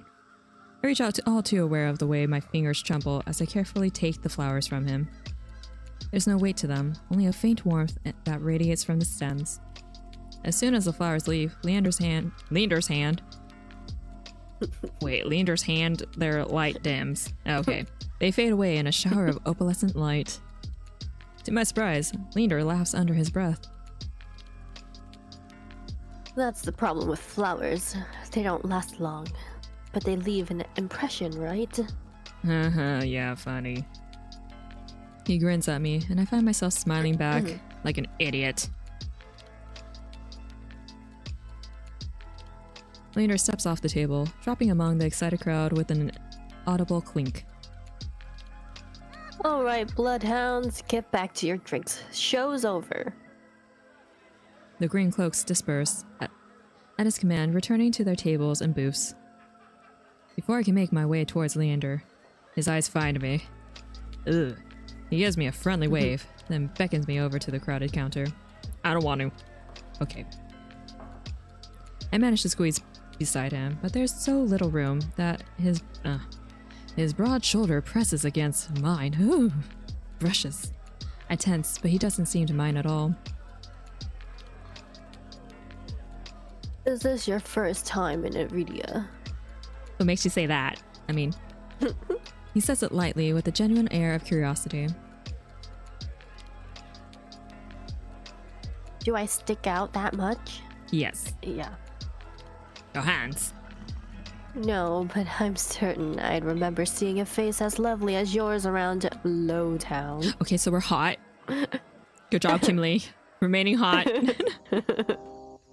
My eyes flicker to the polished countertop. I'm not used to flattery, and being this close makes eye contact difficult. As if on cue, the bartender approaches us. What can I get you? Prize me and add anything my friend wants to my tab. Oh, don't mention it. Everything. Give me everything. I'm rich. I'm rich.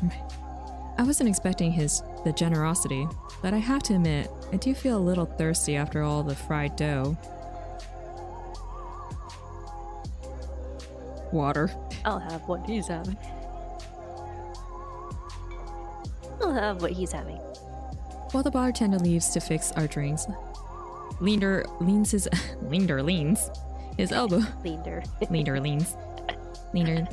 His elbows on the counter. I'm close enough to notice the purple shadows under his lower lids. Yeah, need some sleep there, I see. His eyes wander over me in return, but then, when they lock on my bandaged hands, a sour taste rises in my throat. Here comes the questions. So, what brings you to the Wick? Dress and me. He pushes his hair back from his forehead like whoosh, but it immediately falls right back into place like poof. So it's about work. How unamusing. I thought you were hitting on me, and here we are. Pay for your own drink now. The bartender returns with a pair of glasses filled with what I can only assume is beer. Damn it. Damn it. I raise my glass and give it an experimental sniff. It smells faintly yeasty. But with an undercurrent I can't quite place. Drugs. Drugs. A quick sip confirms my worst suspicion. It's awful. Somehow briny and sour in a way that reminds me of pickles. Ew. You like this? You're weird. It's my favorite drink. Pickle juice with beer. But any thought of complaining dies the moment I look up and see Leander taking a deep swig from his glass. He lets out a satisfied breath. Stinky. How can I be of assistance? I need to get to Cenobium. As soon as the word Cenobium leaves my mouth, the entire bar falls silent. Bloodhounds twist around in their seats to gawk openly. Finally, an especially drunk one speaks up. The hell you bringing up? Oh, you go. You can go. The hell you bringing up Cenobium around here? Roll him out. This is the Bloodhound territory.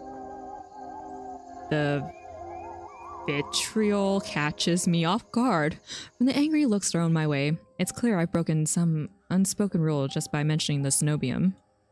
When I glance at Leander, he's drinking as though he hasn't noticed the uproar. Only when he catches me looking does he lower his glass. Whenever I say Cenobium, I'm just like thinking, there's a symposium. Symposium? For the love of... He drags his hand down his face. Hey, keep it down, will you? This is business. I was gonna hit on a guy, but now it's not. That was just business. I tense. And mix it together, it's fine. We can mingle. I tense, expecting an argument, but the outspoken bloodhounds silently return to their drinks. Only a handful continue to watch me warily. Sorry about them. The Cenobium is a bit of a touchy subject in these parts. Mixing enough drinks and, well, you saw. How about we continue this outside? No. Fine. When I give him a terse nod, he pushes away from the bar counter. Can't finish my sentences. Yes, out on the streets. Better, where everyone can hear me talk about the Cenobium.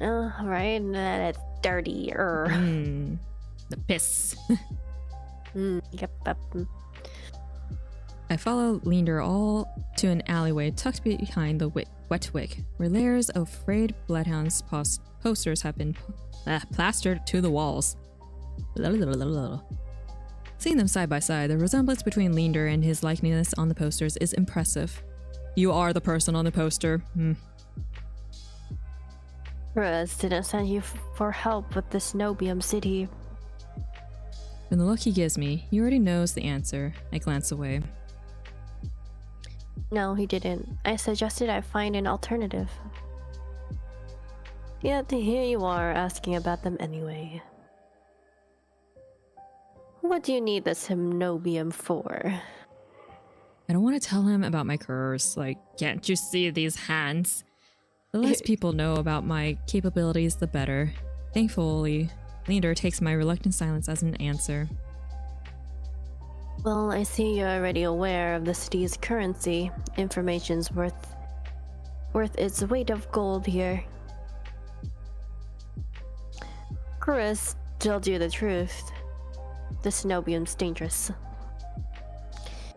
Get on their bad side and they'll imprison you for you if you're lucky, or torture you if you're not. But the Cenobium's supposed to be a place of learning and sanctuary. I'm just a wee lad. Wee laddie. So the Snobian has always been heralded as the last bastion of human knowledge, a shining beacon of hope in the world steeped in nightmare. If any place had held answers, it would be the Snobium. That's why I came here. To answer. So answer me. Answer me, man. No. Shut up. Tell me. Damn it. That's what they want. I think I'm going nuts. That's what they want you to think. But things that seem too good to be true are often just that. Such a simple statement, and yet it leaves me reeling. If it's true, if I staked everything on the line, then what now? Leander clears his throat. But as I always say, there's solutions to every problem and alternatives to every solution. He claps his hands and turns to me with a brilliant smile. You like? I mean, no. Fine. That's why Kura's pointed you to the Bloodhounds. Let us help you. Whether it's hunting Solus, finding people, or recovering stolen valuables, we can do it all. And free of charge. Sure. Wow, everything's so free. I know. I'm like, for a place that's like, ooh, money. I'm like, why is it free here? I know knowledge is most powerful. Yeah, well, we have none. I'm shaking my head before he's even finished his practice speech. My patience is wearing dangerously thin. Listen, I appreciate the offer, but my problem can't be solved by a group of good Samaritans. To my charge-in, Leander nods slowly. Then your problem must be fairly serious. If the Cenobium's your first choice, you're searching for a magical solution, aren't you?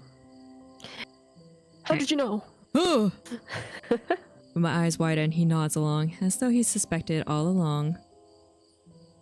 I'd be happy to help you out. That is, if you'll tell me what ails you. Never. Leander might not What work. ails you? Nothing. Your pale ale pickle juice. Leader might not work for the Snobium, but he is a mage, and a powerful one at that, if his demonstration earlier is any indication. Which is probably not. Ooh, flowers. Join my party. I choose you! I'm silent. In my mage. In my D&D group. Right, I need a healer, a mage. I'm silent. A tank. Ooh, gotta collect them all. Played by indecision. He's the DPS. We are the DPS. We are? Sure! Right. Gimli the delicate flower.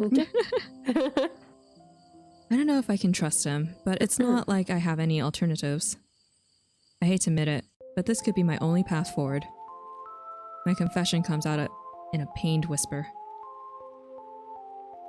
I'm cursed. Cursed? I mean... Cursed? What? You? Well, now I'm very curious. What kind of curse? Something ancestral or more recent? Am I speaking too loud? Can you put it down low? This is a secret. He looks me up and down, taking in my face, my eyes, and finally my hands. Oh no. It's your hands, isn't it? What gave it away? I wait until I'm certain my voice will remain steady before answering. My touch is dangerous. Don't touch me. I'm dangerous. It changes people. Hurts them. Oh gosh. Before I've even finished, Leander begins taking his gloves off. He's like, let me touch. Let me touch it. Touch. He tugs his left hand free and flexes his fingers.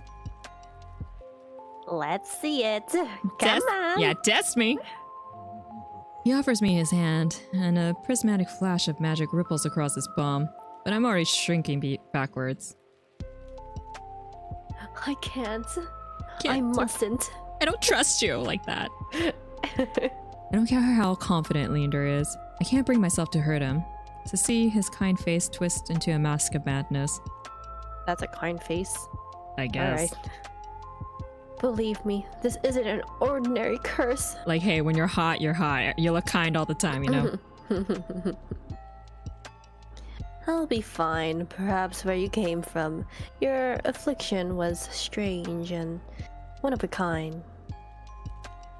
But spend a year in the city, you'll see 1,000 curses and thrice as many curses. Do you really think Kuras would send you here if I couldn't handle it? Yes. Uh-huh. How should I know? I only met him today. He's weird. You're weird. Everyone's weird. Everyone's weird. I'm as good as any mage in the Cenobium. Better even. If they can help, so can I. Confident, aren't we? You don't know what you're asking me. You don't know this curse. You don't know me. Understand me. I'm asking you to trust me. I can't. I mustn't. I look from Linder's outstretched hand to his confident smile. Totally not trusting this man. Then, with a short breath, I began unwinding the bandages from my hand. Damn it! Look at it! Look at it! Okay! Fine, but if you lose control, don't say I didn't warn you. You can tie me up first if it makes you feel better. Why are you blushing? Okay, why are you blushing? Why are you side-eyeing? Yeah, what why is are you this? Looking away? What? Weirdo. He likes it. You're weird. With each joint I expose, I grow more and more certain that this is a terrible idea. And this man's weird. Ready when you are. If he is bothered by the way my hand looks, he doesn't show it. My fingers hover shakily over his palm. 3, 2, 1. I'm gonna touch him. Yeah. You deserve it. Just a little tap. I tap his palm once, as quickly as possible. It's barely more than a brush, but that's all it ever takes. Oh, he likes now it. you're real close. Getting you step back, sir. When I look at his face, expecting to see the worst, Linder only grins. Your hands are beautiful. They're so delicate. See? It can't be. He's cheating. He's cheating. This time when I've reached out to touch Linder's palm again, he catches my wrist before I can pull away. Why are... Told you. What? Oh, yeah, why are you blushing? Why are you looking like that? This is not the situation to be doing so. Right, I don't know He's you. Easily rizzed, isn't he? Yeah, he's like, ooh. Someone touch me. With some decrepit hands. Like, curse. Turns me on. It's so hot. He trails off when my thumb brushes the soft skin of his inner wrist. Oh, so he has soft hands. Okay. I search Linder's face for traces of madness, but his eyes remain a clear, soft green. You didn't see the blushing? He's like, I'm ignoring that part. Rightfully so, Kimlee. I would too. Be like, I don't know, see nothing. Okay, we saw it. Color rises in his cheeks. But a little late, though. Oof. Yeah, a little late to the party, aren't we? But he remains still, except for the subtle bobbing of his throat. What? You okay there? I'm drunk. I feel faint. Right. Neither of us speak as I trace the contours of Linder's paw, lost in an awareness I wasn't prepared for. What? I don't know. I've been with other people, kissed them. Okay, been embraced by them. Okay, and that took a turn. That escalated real fast. It's like, death. Yeah, I'm totally talking about you. And more, but not like this. My fingers, long deprived by years of bandaging, pick up every single detail: the grooves of his palm, the smooth shell of his nails, the pulse of his heart. Okay, Kimlee, bring it down. From his hand? Yeah, boom, boom, boom. For as long as I've lived, I've never been able to hold someone's hand, not without dire consequences. I never realized what I was missing until this moment. Oh. Okay. Kimlee's thirsty, okay? Oh, yeah, true. He's He said he was appearing thirsty. in every dating sim. While Linder's pulse is steady, mine is hammering as fear gives way to excitement. You wanna keep touching or? Gotta keep touching. Oh yeah, he's thirsty. My hand glides over Linder's wrist and up his forearm, where smooth skin abruptly gives way to the raised scar on the edge of his sleeve. Wait, hold up. He's gotta touch him. It matches the one that runs from his collar to his cheekbone. Okay. Could it be the same wound? I glance at Linder's face, and his lips part as disgusted. Honestly, yeah. He's like, okay, we're going a little too much, you know, it's a little too touchy. As he considers his words before speaking, like, can you stop? Am I the first person you've been able to touch like this? You desperate. Because it's kind of gross. Like, keep it to yourself. My hand goes still on his arm. So far. Okay, he likes it again. Yeah. I'll admit your touch does make it somewhat difficult to stay level-headed, but not due to your power. Takes my hand, his soft green eyes flick to mine before he turns it to inspect the golden fissures crisscrossing my knuckles. Look, we match. What? What? Okay. He points at a golden pin on his coat collar, and I give him a small smile. That is not matching. I don't know. I draw my hand back and take a steady breath. My hand feels as though it's stuffed with cotton. Habit alone guides me through the motion of rewrapping my hand, although my fingers tremble too much for the bandages to lie flat. I can't believe that worked. I got him. He's mine now. May I ask your name? Oh, you touched him. You didn't know my her name? I'm Kim Lee. You're right to hide this from me, Kim Lee. You should hide it. It's all ugly. The time now. Yeah. That curse of yours, it's unlike anything I've ever dealt with. I can tell you're discreet, but you best not go showing that off to anyone else. Only me. You can only show it to plan me. on it. Are you staying in Lowtown? Why do you want to know? Only if you are. He's like, I live here. I pause. Room and board was something I hadn't yet considered. I don't know. Let's get you properly settled then. At your place? Back to the bar. The Wetwick is noticeably quieter. Without their leader, most of the bloodhounds have dispersed, or in a few cases fallen asleep beside their drinks. Got any rooms left, or did my lot grab them all to sleep it off? Bartender, who I now realize doubles as an innkeeper, slides a key onto the counter. Only one. I mean, you know I always keep the corner room open for your escapades. Oh gosh. Linder's laugh sounds slightly strained. So how many people? I always appreciate it, but you're mistaken. This is just my friend Kim Lee, though. Yeah, escapades. Yeah. Sure. Stay as long as you like. You two have fun. You crazy kids. Escapades, huh? Yeah. I don't know what he's talking about. Leader clears his throat, then holds the key out to me.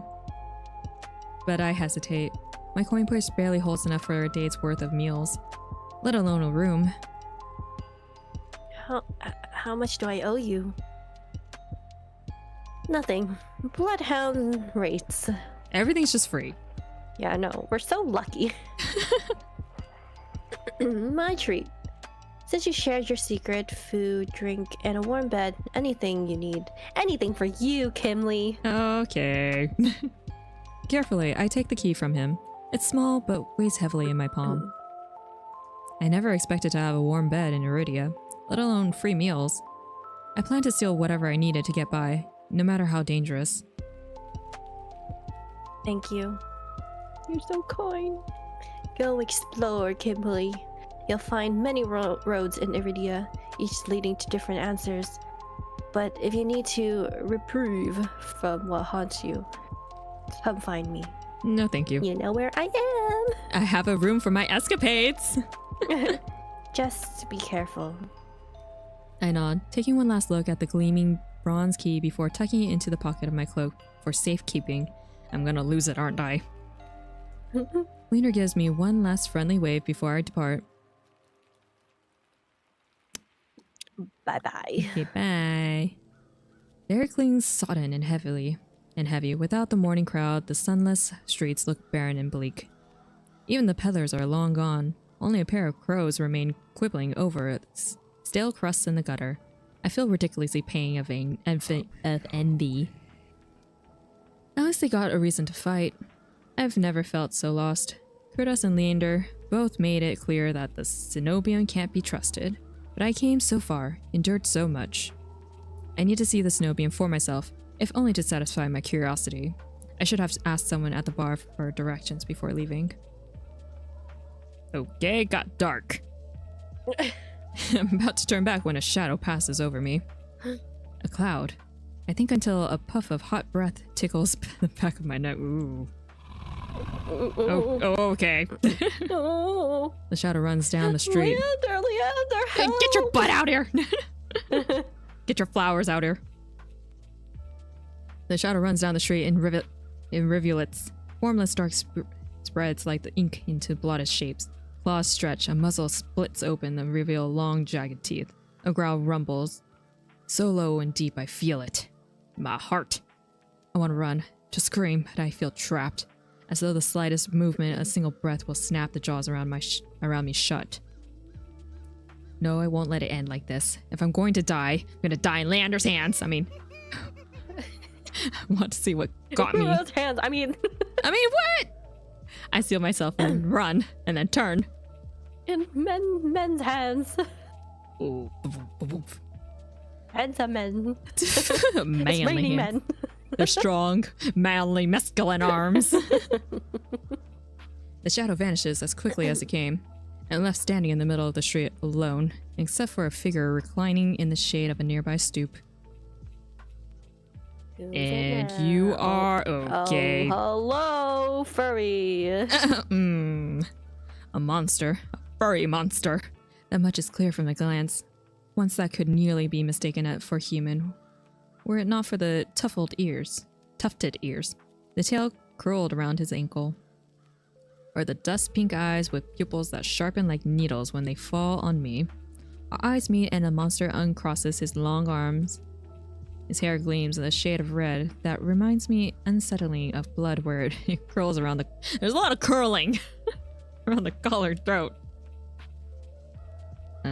Jumpy, aren't you? His tone is light and carefree. Okay. And I glance over my shoulder to make sure he's speaking to me. When I look back, the stranger props his chin on his knuckles, regards me with an inscrutable little smile. Didn't you see that shadow just now? It was massive, moved like a beast. It was me. Even as I speak, I'm aware of how ridiculous I must sound, but the stranger's smile doesn't falter. The only beasts I've seen are the Wicks drooling regulars, though this did catch my eye. I knew it! With the flourish of his hand, my in-room key appears dangling from his finger. It turns on its chain, glittering when it catches the light. My hands fly to my coat pockets and sure enough find them flat. He crooks his finger, beckoning. I've already taken 2 steps forward before some stifled instinct stopped me. Something feels wrong. I'm still on the edge, thrumming with so much adrenaline that the stranger's shadow flicks at the edge of my vision. I always attract the worst kind of attention, but I can't get rattled now. That's my key? Where did you find it? I don't know. That's mine. Who said that's mine?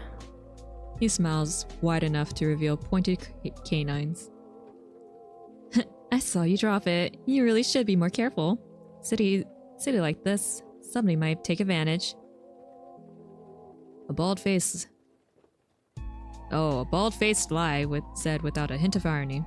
There's no way I dropped that key, but I can't think of an explanation for how it went from my pocket to his hand. I approached the man careful to keep an arm's length away. Whatever. Okay. Oopsie. Oh. It moved. The stranger's Yep, chain that. softly clinks with the tilt of his head. His ears click. Rip the chains off. I'm like, why is that there? Keeping your distance? Is it these chains on my chest? Until I figure out how you managed to rob me, yeah, I am. You think Die! You think I stole your dinky little key from all the way over there? Yeah. He gives an exaggerated sigh. Ha. I'm good with my hands, but not that good. Do I really look like a common thief to you? Yes. Yeah. He's got me there. I mean, no, he does not. The sheer fabric of his sleeves alone would be too expensive for most street thieves. Hell, his shoes look like they cost more than I spent traveling here. And then there's the shop behind him. No matter the city, parted pink curtains only ever mean one thing. I don't want to know. I'm not looking to buy. I doubt I could afford your services anyway. Luckily for you, I don't charge. Everything really is for free. I know, right? The man runs the tip of his tongue over a fang, and for the first time since I stepped into the shadow, I feel something other than dread. My face grows hot. Oh, oof.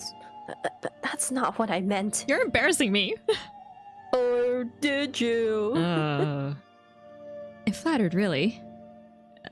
Were sex my trade, I might make an exception for you.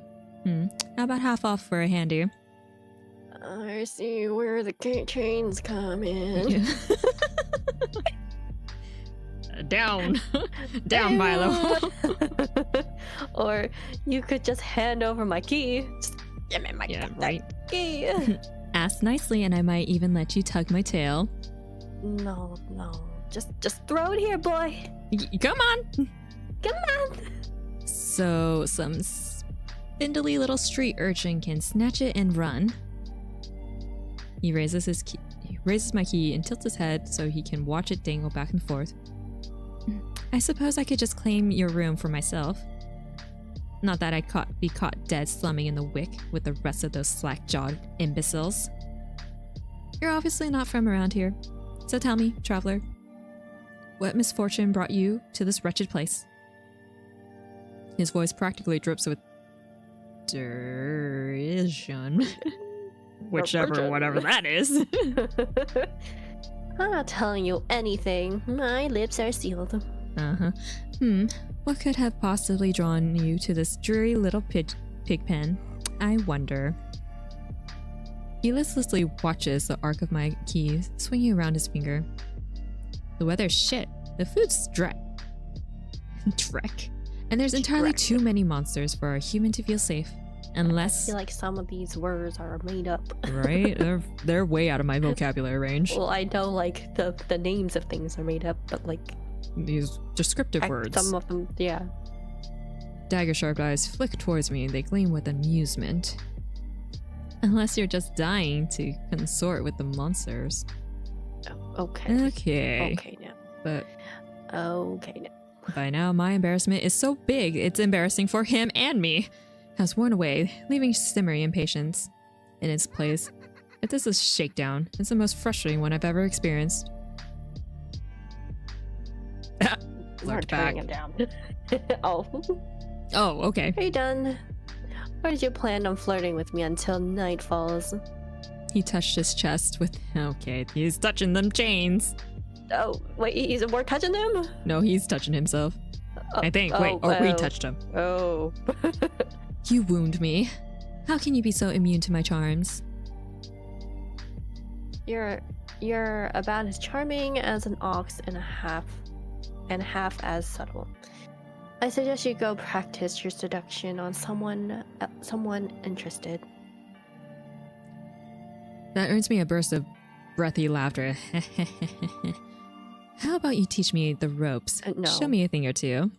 No. The more he flirts, the more convinced I become that I want to slap him. that this is some kind of trap. No matter how innocent monsters look, they always have a trick up their sleeves. And something tells me that this one's more dangerous than he lets on, even if he has a lovely laugh. Oh god, Kimberly, just stop simping. Just wants everyone. He does. Just hoeing around. He can't help himself. I don't know what you want or why you're messing with me. But I'm not coming any closer until I know you aren't going to attack or bite. I won't bite hard. Unless you beg me. No matter what I say, he keeps opening his goddamn mouth and shit keeps spewing out of it. I mean, Yeah, he finds a way. Keeps turning it. He keeps finding a way to twist my words into innuendos. Yep.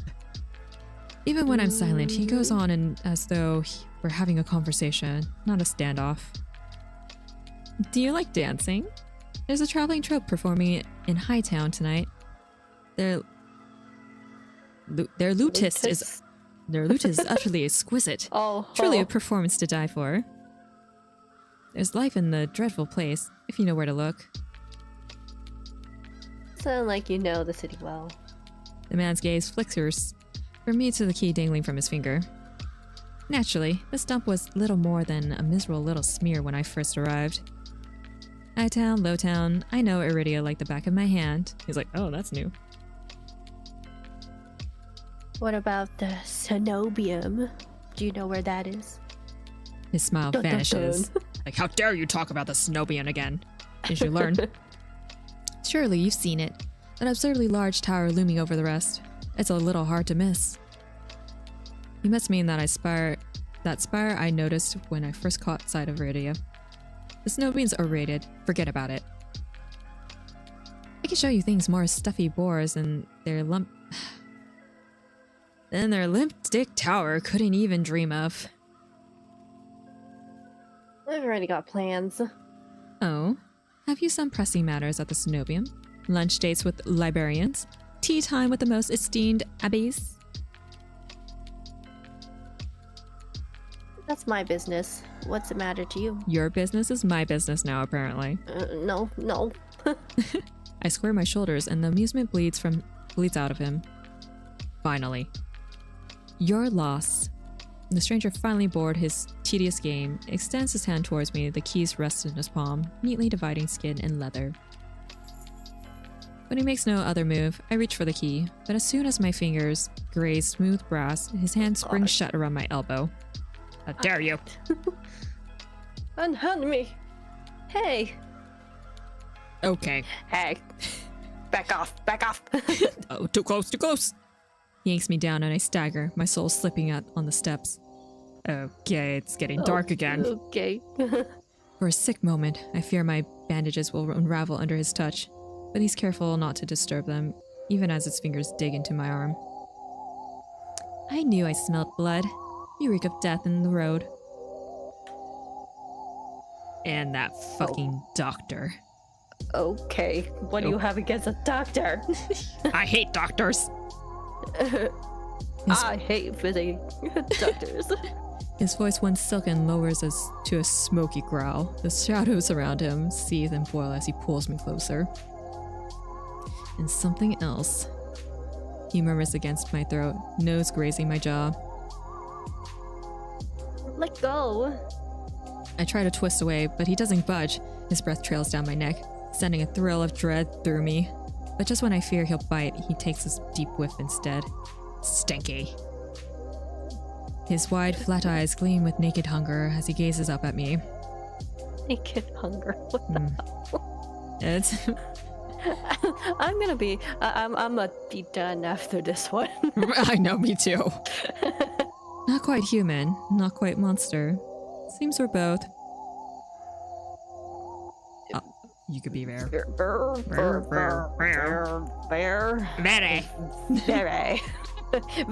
Very stupid. Yeah, pretty much. The stranger's ears flatten and he releases me with a short breath. I yank my arms back, massaging it where his grip left grooves in the bandages. Or are we massaging? I think we're massaging our hand. Okay. Because we're like, oh, my hand! We're spotting him? The stranger twists around to watch a woman duck out from the curtains behind him. Her pressed uniform bears the insignias of the cenobium.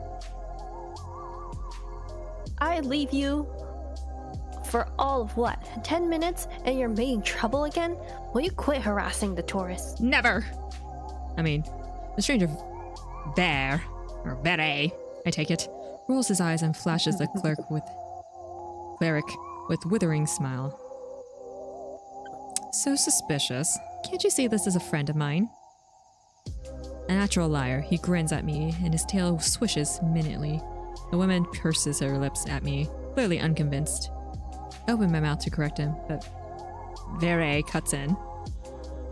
I was graciously offered my dear friend some free advice. Though his voice remains light and cheerful, his expression darkens. Dangers draw to you like a moth to a flame. It will always find you given time. The woman chuckles her tongue, or clucks. Clucks her tongue as though she heard this recital 102 times. A word of advice. Don't take free advice from lazy foxes lounging in the streets. This crook would sell water to a drowning man for the sheer enjoyment of it. You flatter me. She shrugs off a wilting look from Ver. Oh, please. Any friend of yours knows it's true. Now hold still. Ver rises gracefully. At her approach, he pushes his hair aside so it drapes over one shoulder, exposing the long line on his neck. Okay. And suddenly it dawns on me that the jingling I heard earlier wasn't coming from the harness attached to his collar, but a leash. A heavy iron chain wound around a hitching post. Tied to your owner, sucker. Yeah. And padlocked to the back of his collar. Vera posed deliberately to hide his leash from me. The woman produces a key ring from her pocket. She rifles through a dozen identical keys before selecting one and slotting it into the lock. Come on, unless your friend's tagging along on your merry little soulless hunt. They're hunting for soulless inside the city? Words momentarily fail me. The woman regards me with a polite, if tight, smile before marching down the stairs. Fair lingers. Can you give me my key? He stretches his arm over his head with a yawn, and I try to stare at the way his stomach flattens when he arches his back. Your little secret's safe with me. Try not to get yourself killed, Vera hops off the stoop and bounds after the woman. His tail sways merrily, as though he hadn't just lied and threatened me. Did you try that thing I mentioned? The Levantian knot? No. That the one where you take 3 fingers and actually don't tell me. Knowing you, it's disgusting. What do you mean disgusting? Vera's airy laughter echoes down the street. Oh gosh. It's only after he and the cleric had vanished from sight that I realize I'm still missing something. Kim. Wait, my key. You idiot. Reflexively, I shove my hands into my pockets and find it. The room key. I use the key from my pocket and smooth my thumb over its teeth as I try to recall a touch. A tell of any hint of Vera's sleight of hand, but I can't figure out how he did it. All I know is for certain is that the Cenobium saw fit to leash him. A fate I could share, if that's what his vague warning meant. I let my eyes drift skyward, past the lanterns gently swaying in the breeze to the Cenobium faintly visible through the haze.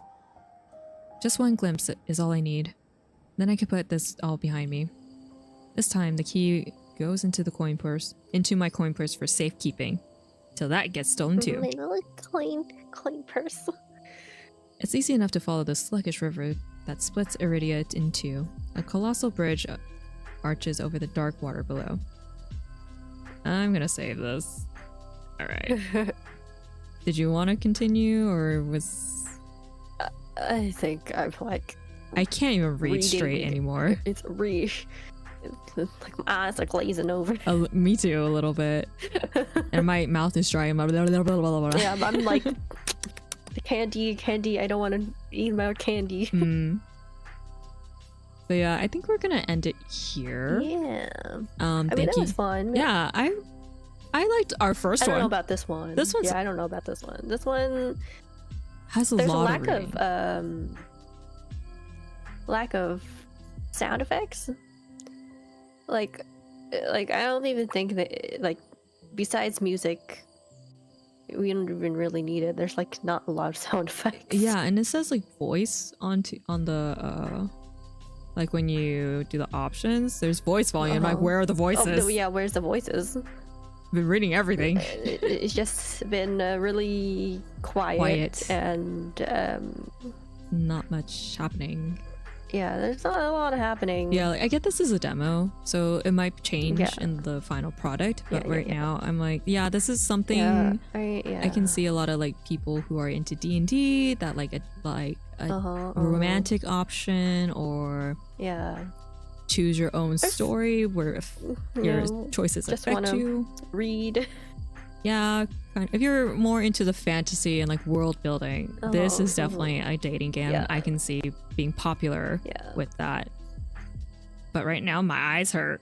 Yeah, I was like, I don't know. It's because it's like maybe it's partly because we're tired, but yeah. And this is the second one, but I really liked the first one. That coming to this one, I'm like, oh, okay, I'm biased now. So this one's like, yeah. But yeah, but, no, we'll see. We'll see. Once if it comes out and we like it, I don't know. Right.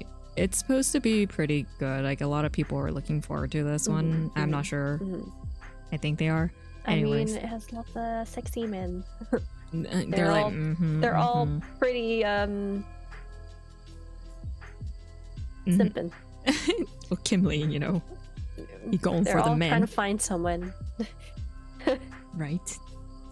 Yeah, thank you guys for joining us today on our dating sim demos. We'll we be hope back you next enjoyed week. it. Yep. And we'll see you next week. I hope you like and subscribe to the channel. Watch our other content, and we'll see you in the next one.